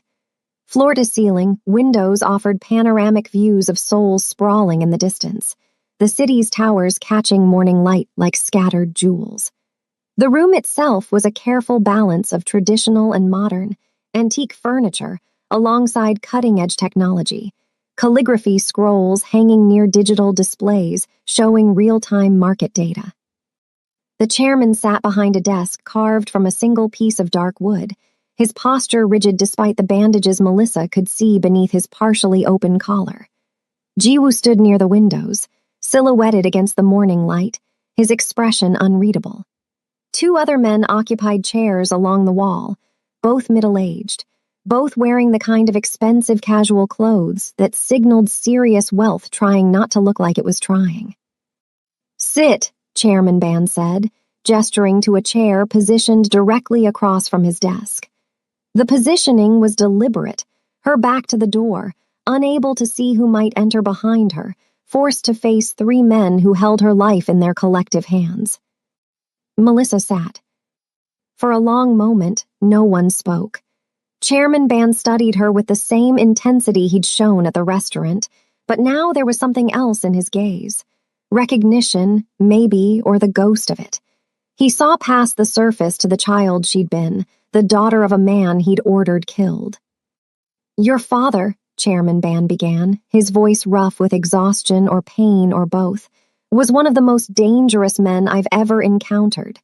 Not because he was violent, though he could be when necessary, but because he understood that information is the only currency that matters. Power can be bought, loyalty can be purchased, but knowledge is absolute." He picked up a file from his desk, physical paper, not digital, which made it both more secure and more ominous. Damien Peacock, British diplomatic cover. Actually worked for a joint task force targeting international organized crime. He spent 8 years building a network across Asia, collecting evidence on everyone who mattered, including my family. Chairman Ban opened the file, though Melissa suspected he'd memorized its contents long ago. He documented everything. Financial flows that connected us to politicians, judges, police chiefs. Shipping manifests that proved we were moving more than legal cargo. Photographs of meetings that should never have happened. And most dangerous of all, he documented our involvement in the Incheon massacre. The name landed like a stone in still water. Melissa's father had never told her the specifics. She'd been too young, he'd said, and some knowledge was too heavy for children to carry. But she'd pieced together fragments over the years. A territorial dispute between rival organizations. Civilian casualties. Bodies that were never found because they'd been dissolved in acid or buried where no one would think to look. 16 people died, Chairman Ban continued. Politicians investigating corruption, journalists asking inconvenient questions, witnesses who'd seen too much. We called it necessary. Your father called it mass murder. He closed the file carefully. He was right, of course. It was murder, calculated, methodical, and absolutely necessary to ensure our survival.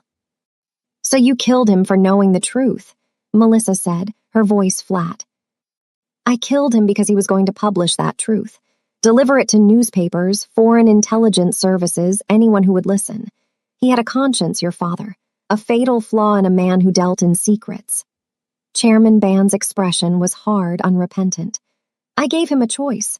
Take payment enough to disappear to set his family up for life and forget what he knew. He refused, called me a monster, said he'd rather die than let men like me operate with impunity. So you granted his wish. So I protected my family. Chairman Band's hand slammed down on the desk, the first real show of emotion Melissa had seen from him. You think I wanted to kill a man who had a wife and daughter? You think I enjoyed giving that order?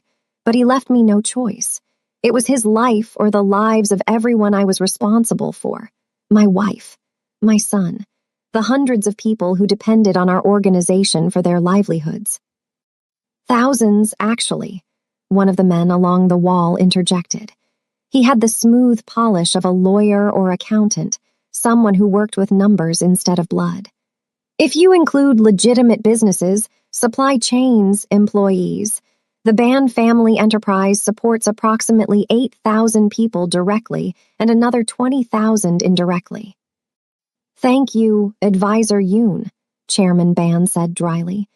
I'm sure that statistical context is very comforting to Miss Peacock.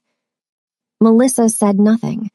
Words felt inadequate against the magnitude of what she was hearing, not just confirmation of what she'd suspected, but the casual mathematics of it. Her father's life weighed against thousands, a moral calculus that reduced human beings to numbers on a balance sheet. Jiwoo moved from the window, finally, stepping into the conversation with the kind of careful deliberation that suggested he'd been waiting for the right moment. I was 12 when my father came home that night. I remember because I was supposed to be asleep, but I'd snuck downstairs to steal cookies from the kitchen. I heard him talking to my mother in his study. Heard him say he'd given an order that couldn't be taken back. He stopped in front of Melissa's chair, looking down at her with an expression that was part apology, part accusation. I asked him about it the next day. He told me that leadership meant making choices that would haunt you, that a real leader accepts those ghosts and carries them rather than letting others bear the weight. Very philosophical, Melissa said.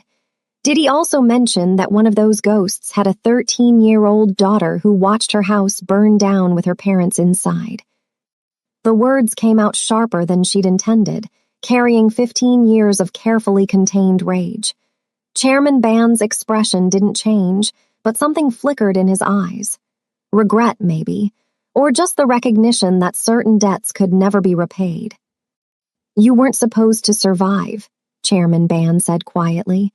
The fire was meant to look accidental but thorough. Your father, your mother, and yes, you, a tragedy, faulty wiring in an old building. No evidence to suggest otherwise. But I did survive. Melissa's hands were clenched in her lap, nails digging into her palms hard enough to leave marks. My father got me out, pushed me through a window while the fire was still small, before your people could establish a perimeter. He died making sure I escaped.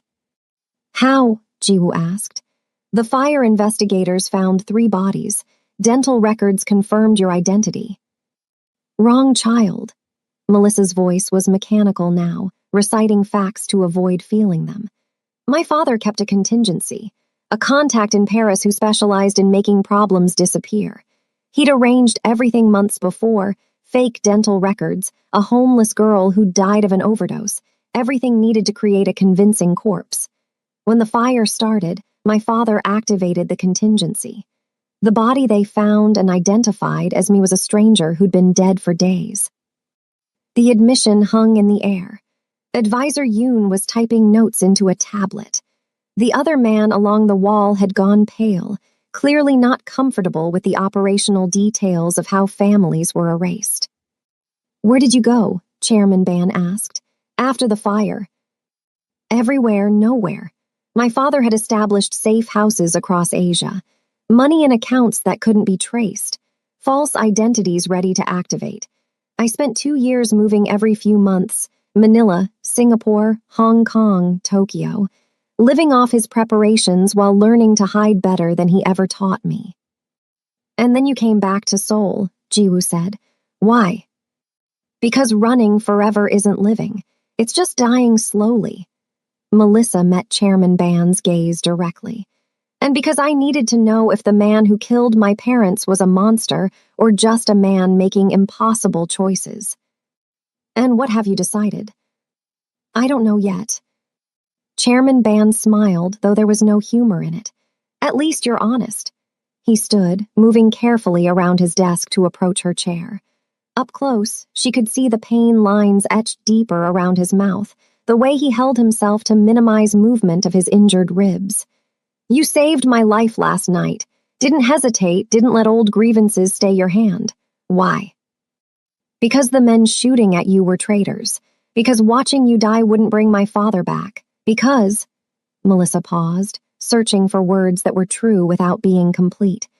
Because my father taught me that justice and revenge aren't the same thing. He wanted justice. Evidence presented in courts, systems held accountable, change implemented through proper channels. And he died for believing that. Yes. So what do you believe? It was the question Melissa had been asking herself for 15 years. What did she believe? That her father had been right to try to expose the Ban family's crimes. That Chairman Ban had been right to protect his family by any means necessary. That there was some moral truth hidden in the gray space between those positions. I believe people are more complicated than the worst things they've done, Melissa said finally. I believe my father was a good man who made mistakes. I believe you're a criminal who's built something that feeds thousands of families. I believe justice is important, but survival is too. And I believe that nothing I do will ever make sense of what happened. The honesty surprised her. She'd meant to be more guarded, more strategic. But exhaustion had stripped away the careful lies, leaving only the messy truth underneath. Chairman Ban returned to his desk, lowering himself into his chair with visible relief. My son thinks you're an asset we should keep close. Advisor Yoon thinks you're a liability we should eliminate. I think you're something more interesting, a living reminder that our actions have consequences that extend beyond the immediate. He picked up the file again, then fed it into a shredder beside his desk. The machine whirred, consuming decades-old evidence in seconds. Your father's investigation, all the evidence he collected. We found it after his death and destroyed it. Or we thought we did. Did he leave copies? Secret caches that might surface if something happens to you. No, Melissa said, and it was the truth. He kept everything in one location, one perfectly secured location, and it burned with him. You're lying, Jiwoo said, or at least not telling us everything. Your father was too careful to put all his eggs in one basket. My father was dying, Melissa countered. Pancreatic cancer, stage 4. He had maybe 6 months left when you killed him. He wasn't building contingencies. He was trying to complete one last mission before the disease did what your people didn't have to. The silence that followed was profound. Chairman Ban's expression cycled through surprise, confusion, and finally something that might have been genuine regret. We didn't know. He didn't advertise it, kept working until the pain made it impossible to hide. The fire actually saved him from dying slowly in a hospital bed. Melissa stood, done with sitting, done with the posture of supplication. So congratulations, Chairman Ban. You murdered a dead man walking. I hope it was worth it. The tension in Chairman Ban's office was interrupted by a sharp knock on the door. Seo Taemin entered without waiting for permission, his expression carrying the kind of urgency that suggested something had gone catastrophically wrong. He held a tablet in one hand and moved with the coiled energy of a man delivering very bad news to people who didn't handle bad news well. We have a problem, Seo said, his eyes flicking briefly to Melissa before focusing on Chairman Ban. Our secure server network is locked. Everything, financial systems, communication protocols, security feeds, our entire digital infrastructure. Someone triggered a cascade lockout 30 minutes ago. Chairman Ban's face went carefully blank, which was somehow more frightening than anger would have been. Explain. The traitors had deeper access than we realized. Go wasn't working alone, we knew that, but his co-conspirators included our head of digital security, Lee Sangwoo. Before we identified him, Lee initiated a complete system lockdown. Every password changed, every biometric lock reset, every redundancy protocol disabled. Jiwoo moved to examine the tablet, his jaw tightening as he scrolled through whatever information Seo had brought. This is comprehensive. They locked us out of our own network. It gets worse, Seo said. The server controls our private security forces, communications, deployment orders, payment systems. Without access, we can't coordinate our people. We can't pay them. We can't even confirm who's still loyal and who might be working for whoever paid Go and Lee. How long does it take to break the encryption? Chairman Ban asked, his voice measured, but carrying an undercurrent of barely controlled fury. Unknown. Our people are working on it, but Lee built the security protocols himself over the past 3 years. He knew every backdoor, every vulnerability. He's eliminated them all. Advisor Yoon stood from his chair along the wall, his earlier pallor replaced by professional focus. What about bringing in outside specialists, government contacts, corporate security firms, and advertise to everyone in Seoul that the Ban family has been locked out of our own systems? Chairman Ban's voice carried the kind of quiet danger that made even Seo, a man who'd seen combat across 3 continents, take an involuntary step backward. That would be suicide. Every rival organization, every ambitious lieutenant, every politician who's ever taken our money would see weakness and attack. So we're trapped, the other man along the wall said. He'd been silent until now, content to observe, but the implications had clearly penetrated his comfortable distance from operational realities. Locked out of our own infrastructure while enemies circle. We're not trapped, Jiwoo said, though his tone suggested he was trying to convince himself as much as anyone else. We have people on the ground, loyal people.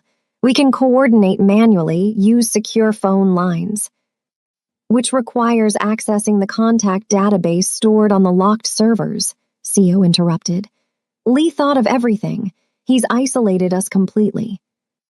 Melissa had been standing near the window, observing the controlled panic rippling through the room. She'd said nothing since Seo's entrance, content to remain invisible while the Ban family confronted the magnitude of their vulnerability.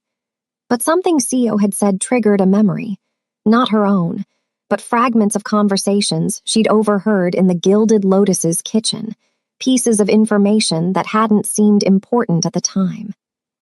What kind of lockout is it? Melissa asked, her voice cutting through the tension. All eyes turned to her. Jiwoo's expression suggested he'd forgotten she was in the room, which was precisely what she'd intended. What? Seo asked. The lockout mechanism. Is it purely digital, passwords and encryption, or did Lee implement biometric verification as a final access layer? Seo exchanged glances with Chairman Ban before answering. Both. Even if we could crack the encryption, the final access requires voice authentication. Lee programmed it himself.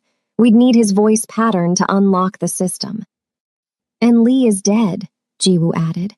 We found him 3 hours ago with Go, so unless you can resurrect corpses, that access is permanently locked. Not necessarily, Melissa said. She moved from the window, approaching the desk where Seo had set down his tablet. Voice authentication systems can be sophisticated, but they're not infallible. What specific phrase does the system require? We don't know, Seo admitted. Lee never documented it. Security protocol was that only he knew the passphrase. But the system must have some kind of prompt, something that indicates what it's waiting to hear. Melissa picked up the tablet, examining the locked screen. Sure enough, beneath the standard encryption barriers, there was a final prompt written in Korean. Speak the words of the old kings. the ancient dialect, the same formal tongue she'd used to greet Chairman Ban, the linguistic relic that had started this entire catastrophic chain of events. "It's asking for Gyeongsang Satori," Melissa said quietly. "The formal version, the kind spoken by the royal families before the modern era." Chairman Ban stood abruptly, ignoring the pain the movement caused. He crossed to the desk, reading the prompt himself. When he looked up at Melissa, his expression carried something between hope and disbelief. "You can speak it." "I can speak it," Melissa confirmed. "But I don't know what specific phrase Lee programmed. It could be anything, a proverb, a historical quote, a ceremonial greeting. Without knowing what he chose, I could attempt dozens of variations and never hit the right combination." "Lee was obsessed with legitimacy," Advisor Yoon said suddenly. Everyone turned to look at him. "He came from nothing, orphaned at 8, raised in state facilities, built himself from poverty into one of our most trusted people. But he always felt like an outsider, always trying to prove he belonged among the old families. He studied their traditions obsessively, learned the dialects, memorized genealogies, and collected antique texts. He wanted to be what he could never be born as," Chairman Ban said, understanding dawning. "Noble, connected to power that existed before money became the only measure of worth." "So the passphrase would be something that reinforced that connection," Melissa said, her mind already sorting through possibilities. "A phrase that demonstrated knowledge of old traditions. Something that would separate those who truly understood the culture from those who just bought expensive suits and pretended." She closed her eyes, thinking back to summers spent with her grandmother in Jeonju. The old woman had been obsessed with proper forms, with the ways things had been done before the modern world flattened every distinction into irrelevance. She taught Melissa not just the dialect, but the philosophy behind it, the elaborate system of honor and obligation that had governed Korean society for centuries. "There's a traditional greeting," Melissa said slowly, assembling the pieces. "Used when acknowledging someone of substantially higher rank, not just formal Korean but the old form. It acknowledges 3 things: the speaker's unworthiness, the listener's elevated position, and the shared connection to ancestral traditions." She opened her eyes, meeting Chairman Ban's gaze. "But it's not just words.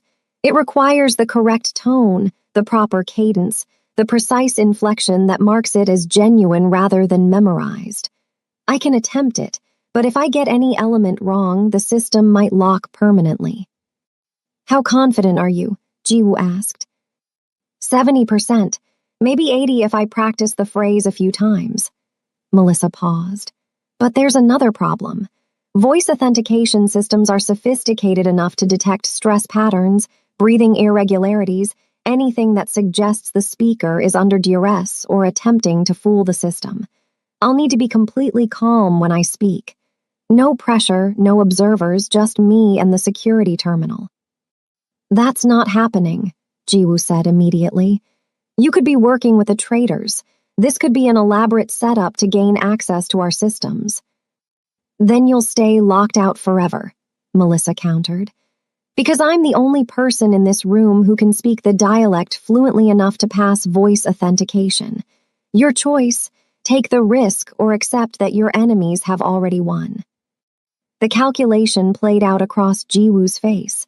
Trust versus pragmatism. Survival versus security. The same impossible mathematics that had led his father to order her family's death 15 years ago. Chairman Ban made the decision. "Take her to the server room. Seo, you accompany her. Jiwoo, monitor from outside. We attempt this once. If it fails, we implement contingency protocols and prepare for war." Seo led Melissa through corridors she hadn't seen before, deeper into the estate's infrastructure. The server room was located in what had probably once been a wine cellar, underground, temperature-controlled, with walls thick enough to absorb a direct blast. The security measures to reach it were absurd. Biometric locks, man-trap vestibules, even an old-fashioned key that Seo pulled from a chain around his neck. Inside, the room hummed with the white noise of active servers. Dozens of blade enclosures lined the walls, their indicator lights creating a constellation of blinking stars in the dim lighting. At the far end, a single terminal glowed with the ominous prompt Melissa had seen on the tablet. "You have 10 minutes, Sio said, positioning himself near the door. "Long enough to make a reasonable attempt, short enough that you can't do significant damage if this is a trap." Melissa didn't bother responding. She approached the terminal, reading the full prompt now that she could see it on a proper screen. "Speak the words of the old kings. Prove your connection to those who came before. Show that you understand what it means to serve with honor." She took 3 deep breaths, centering herself the way her father had taught her. Fear was the enemy of performance. Stress corrupted execution. She needed to be the 13-year-old girl sitting in her grandmother's kitchen, learning phrases that would seem useless until suddenly, impossibly, they weren't. The phrase formed in her mind, ancient words that carried the weight of dynasties long fallen, of social structures that had been demolished by colonization and war and modernization, but still echoed in the linguistic shadows of the past. She spoke carefully, her voice carrying the proper deference, the correct tonal variations that distinguished genuine fluency from crude imitation. "Sayun chinhan muryokuro gamsahajan miamul gionhamnida. Achwinim yuayun hainun hanolgwa gatgo, sayui yungsiang yun titangwa gat subnida. Jiantong ui gilyul jiot nun jios, I sayui yongwangam nida." The translation was elaborate, nearly untranslatable in its layers of meaning. "I, who am unworthy, convey my gratitude with a humble heart. Your grace is like heaven, my loyalty is like earth. To walk the path of tradition is my honor." Nothing happened. The terminal remained locked, its cursor blinking mockingly. Melissa's stomach dropped. She'd been wrong about the phrase, wrong about the approach, wrong about everything. They were locked out permanently, and she'd just exhausted her only value to the Ban family. Then the screen flickered. Text appeared, not in modern Korean but in Chinese characters, the old writing system that had been used for official documents until the 20th century. The message was simple: prove you understand not just the words, but the meaning. Another test. Lee had been more thorough than she'd anticipated. Melissa spoke again, this time not repeating the formal greeting, but offering its philosophical foundation. She explained in the ancient dialect what it meant to be loyal without being servile, to be worthy of authority without claiming equality with it, to exist in the hierarchical structures that defined traditional society without losing one's essential dignity. She spoke for perhaps 90 seconds, the words flowing from some deep well of memory and understanding that she'd thought she'd lost years ago. When she finished, the silence was absolute except for the server hums. The terminal chimed. The locked screens dissolved. Access granted appeared in both Korean and English, followed by cascading menus as the entire security network came back online. Melissa turned to Sio, who was staring at the screens with an expression somewhere between relief and suspicion. "It's done," she said. "Your systems are unlocked." The server room's successful unlock triggered a cascade of activity throughout the Ban estate that Melissa could feel more than hear. Footsteps quickened in distant corridors. Voices rose with renewed urgency and purpose. The digital paralysis that had threatened to collapse the family's entire infrastructure had been reversed, and now the machine of the Ban organization was roaring back to life with predatory intent. Seo was already speaking rapid commands into his phone, coordinating responses that Melissa could only partially hear. Deployment orders, asset verification, instructions to find and secure individuals whose names meant nothing to her but clearly represented significant pieces on whatever chessboard the Ban family played their games upon. Jiwoo appeared in the server room doorway within minutes, his expression unreadable as he took in the now accessible terminals. He didn't thank Melissa.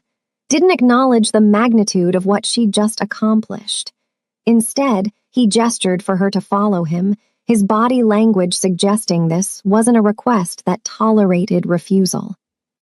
They returned to Chairman Ban's office, where the atmosphere had transformed from controlled panic to something far more dangerous, cold, calculated fury. The chairman stood at the window overlooking Seoul, his posture rigid despite his injuries. When he turned to face Melissa, his expression carried the kind of intensity that had probably preceded every major decision of his criminal career. 6 hours, Chairman Ban said without preamble. That's how long we were locked out of our own systems. 6 hours during which our enemies could have mobilized, our allies could have abandoned us, our entire structure could have collapsed. And one waitress with a dead father's linguistic education saved us from that fate. I did what needed to be done, Melissa said, keeping her voice level. The same as last night in the restaurant. Yes, the same as last night. Chairman Ban moved from the window, each step measured and deliberate. Which raises an interesting question. You've now saved my life and saved my organization. 2 massive debts in less than 24 hours. Most people spend decades failing to earn that kind of credit with my family. I don't want credit. I want to go home.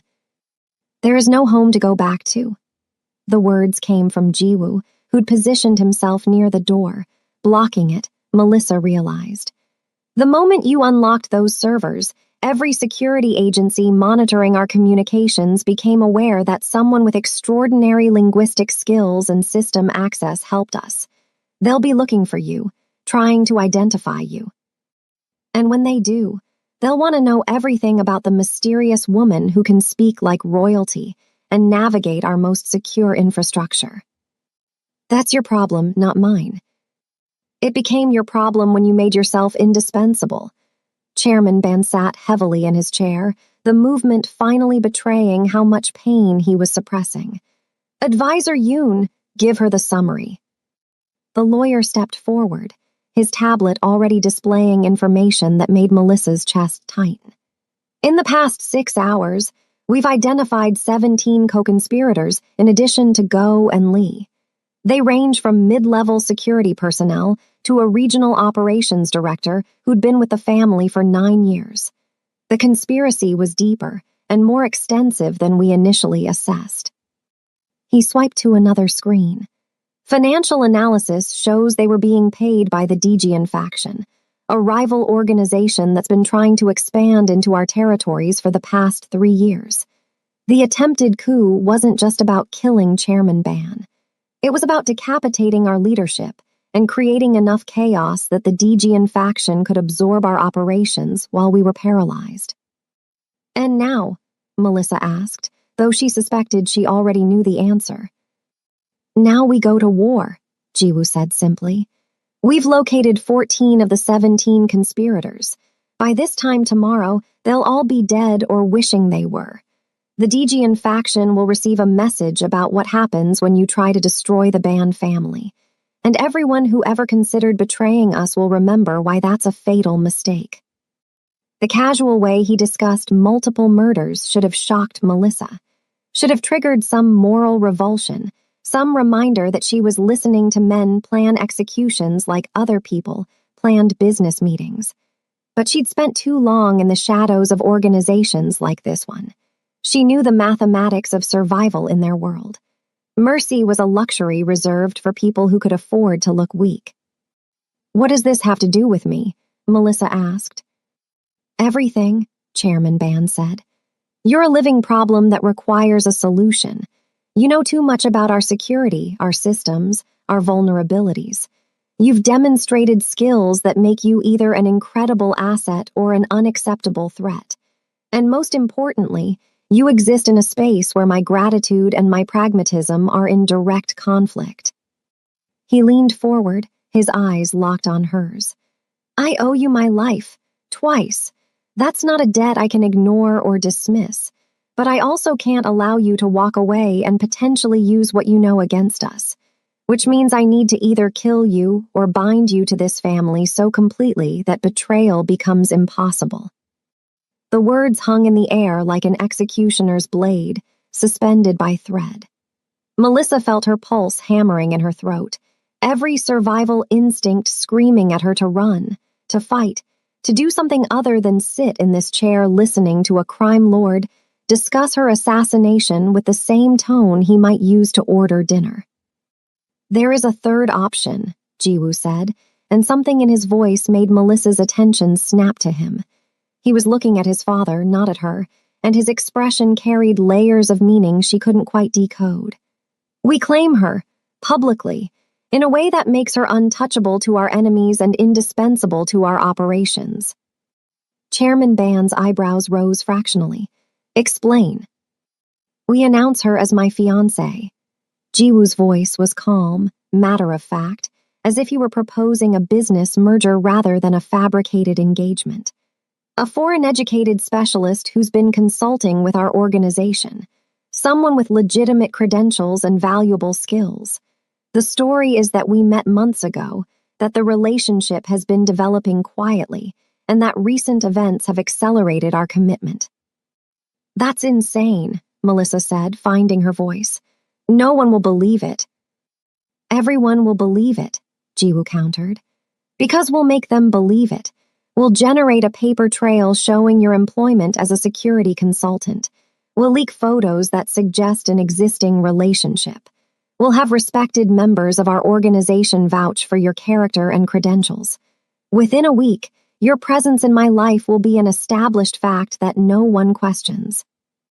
"And what does this accomplish besides elaborate theater?"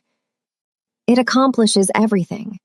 Jiwoo moved closer, his intensity making the air feel thin.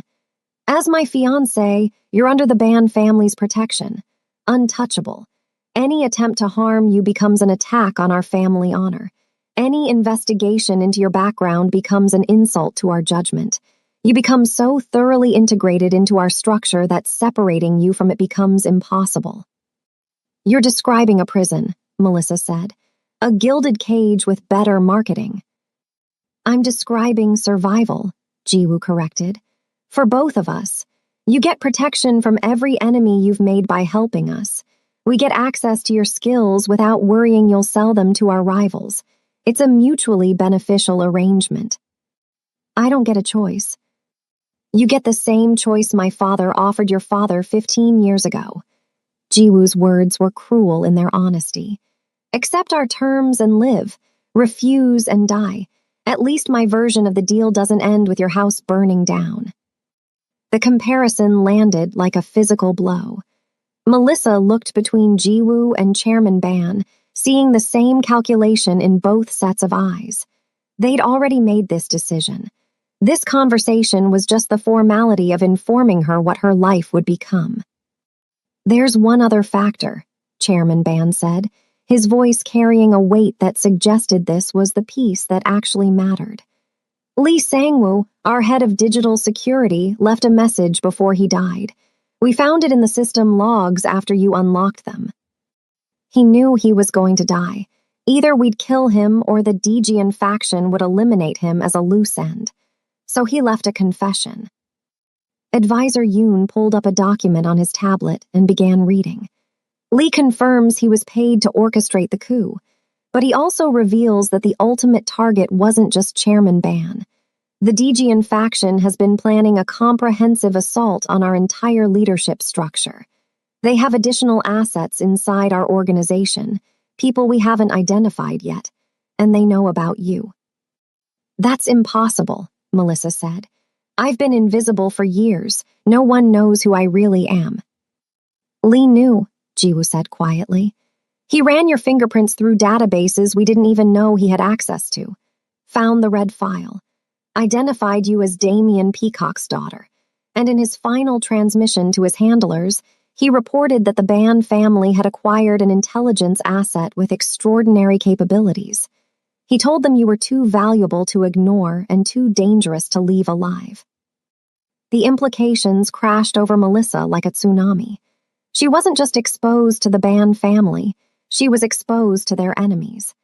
Every organization that wanted to hurt the Bans now knew she existed, knew she had skills they could exploit or needed to eliminate.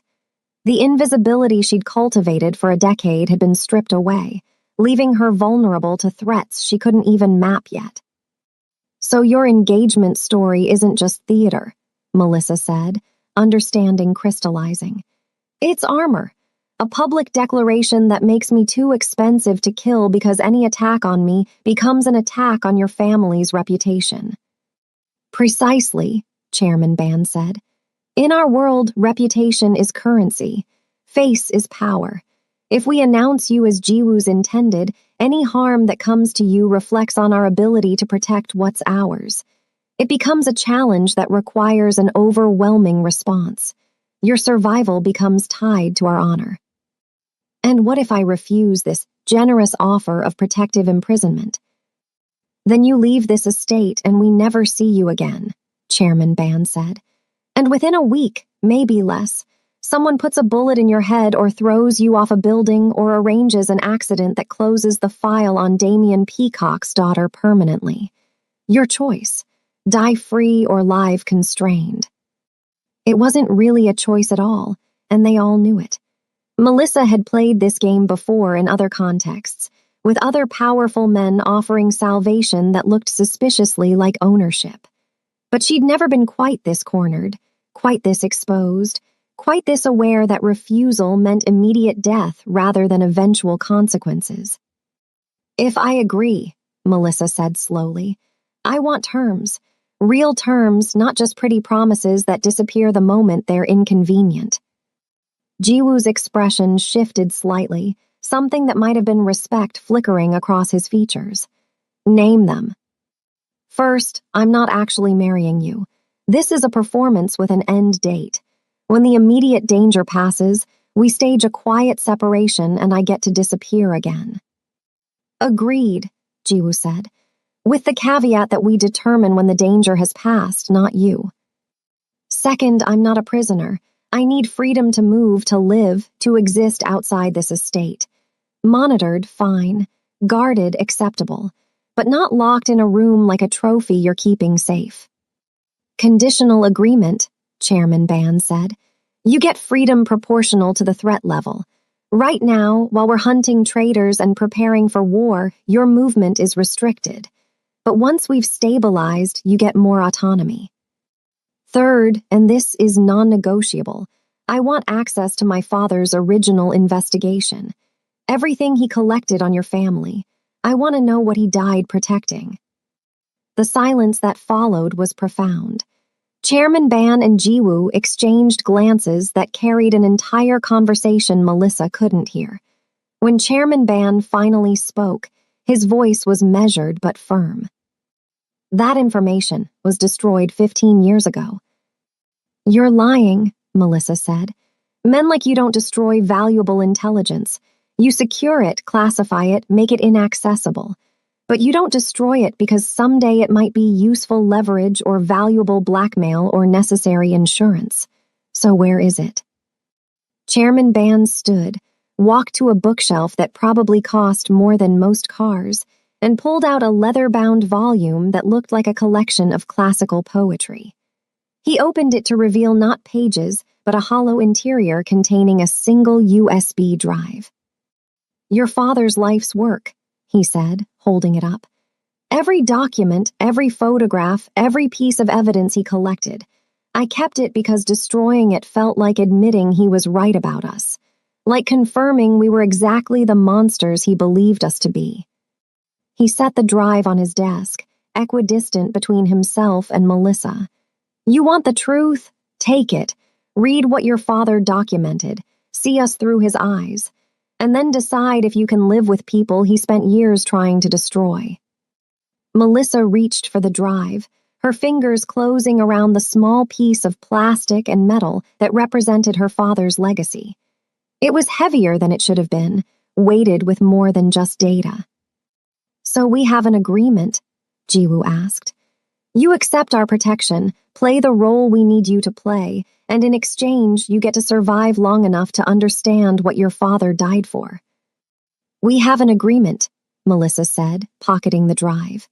"But understand this, I'm not the invisible waitress anymore. I'm not the girl who hides and hopes no one notices her. If I'm going to be your shadow queen, I'm going to do it on my terms. And that means I don't bow, I don't break, and I don't forget who put my family in the ground." Jiwoo smiled, and for the first time it looked genuine. "I wouldn't want you any other way.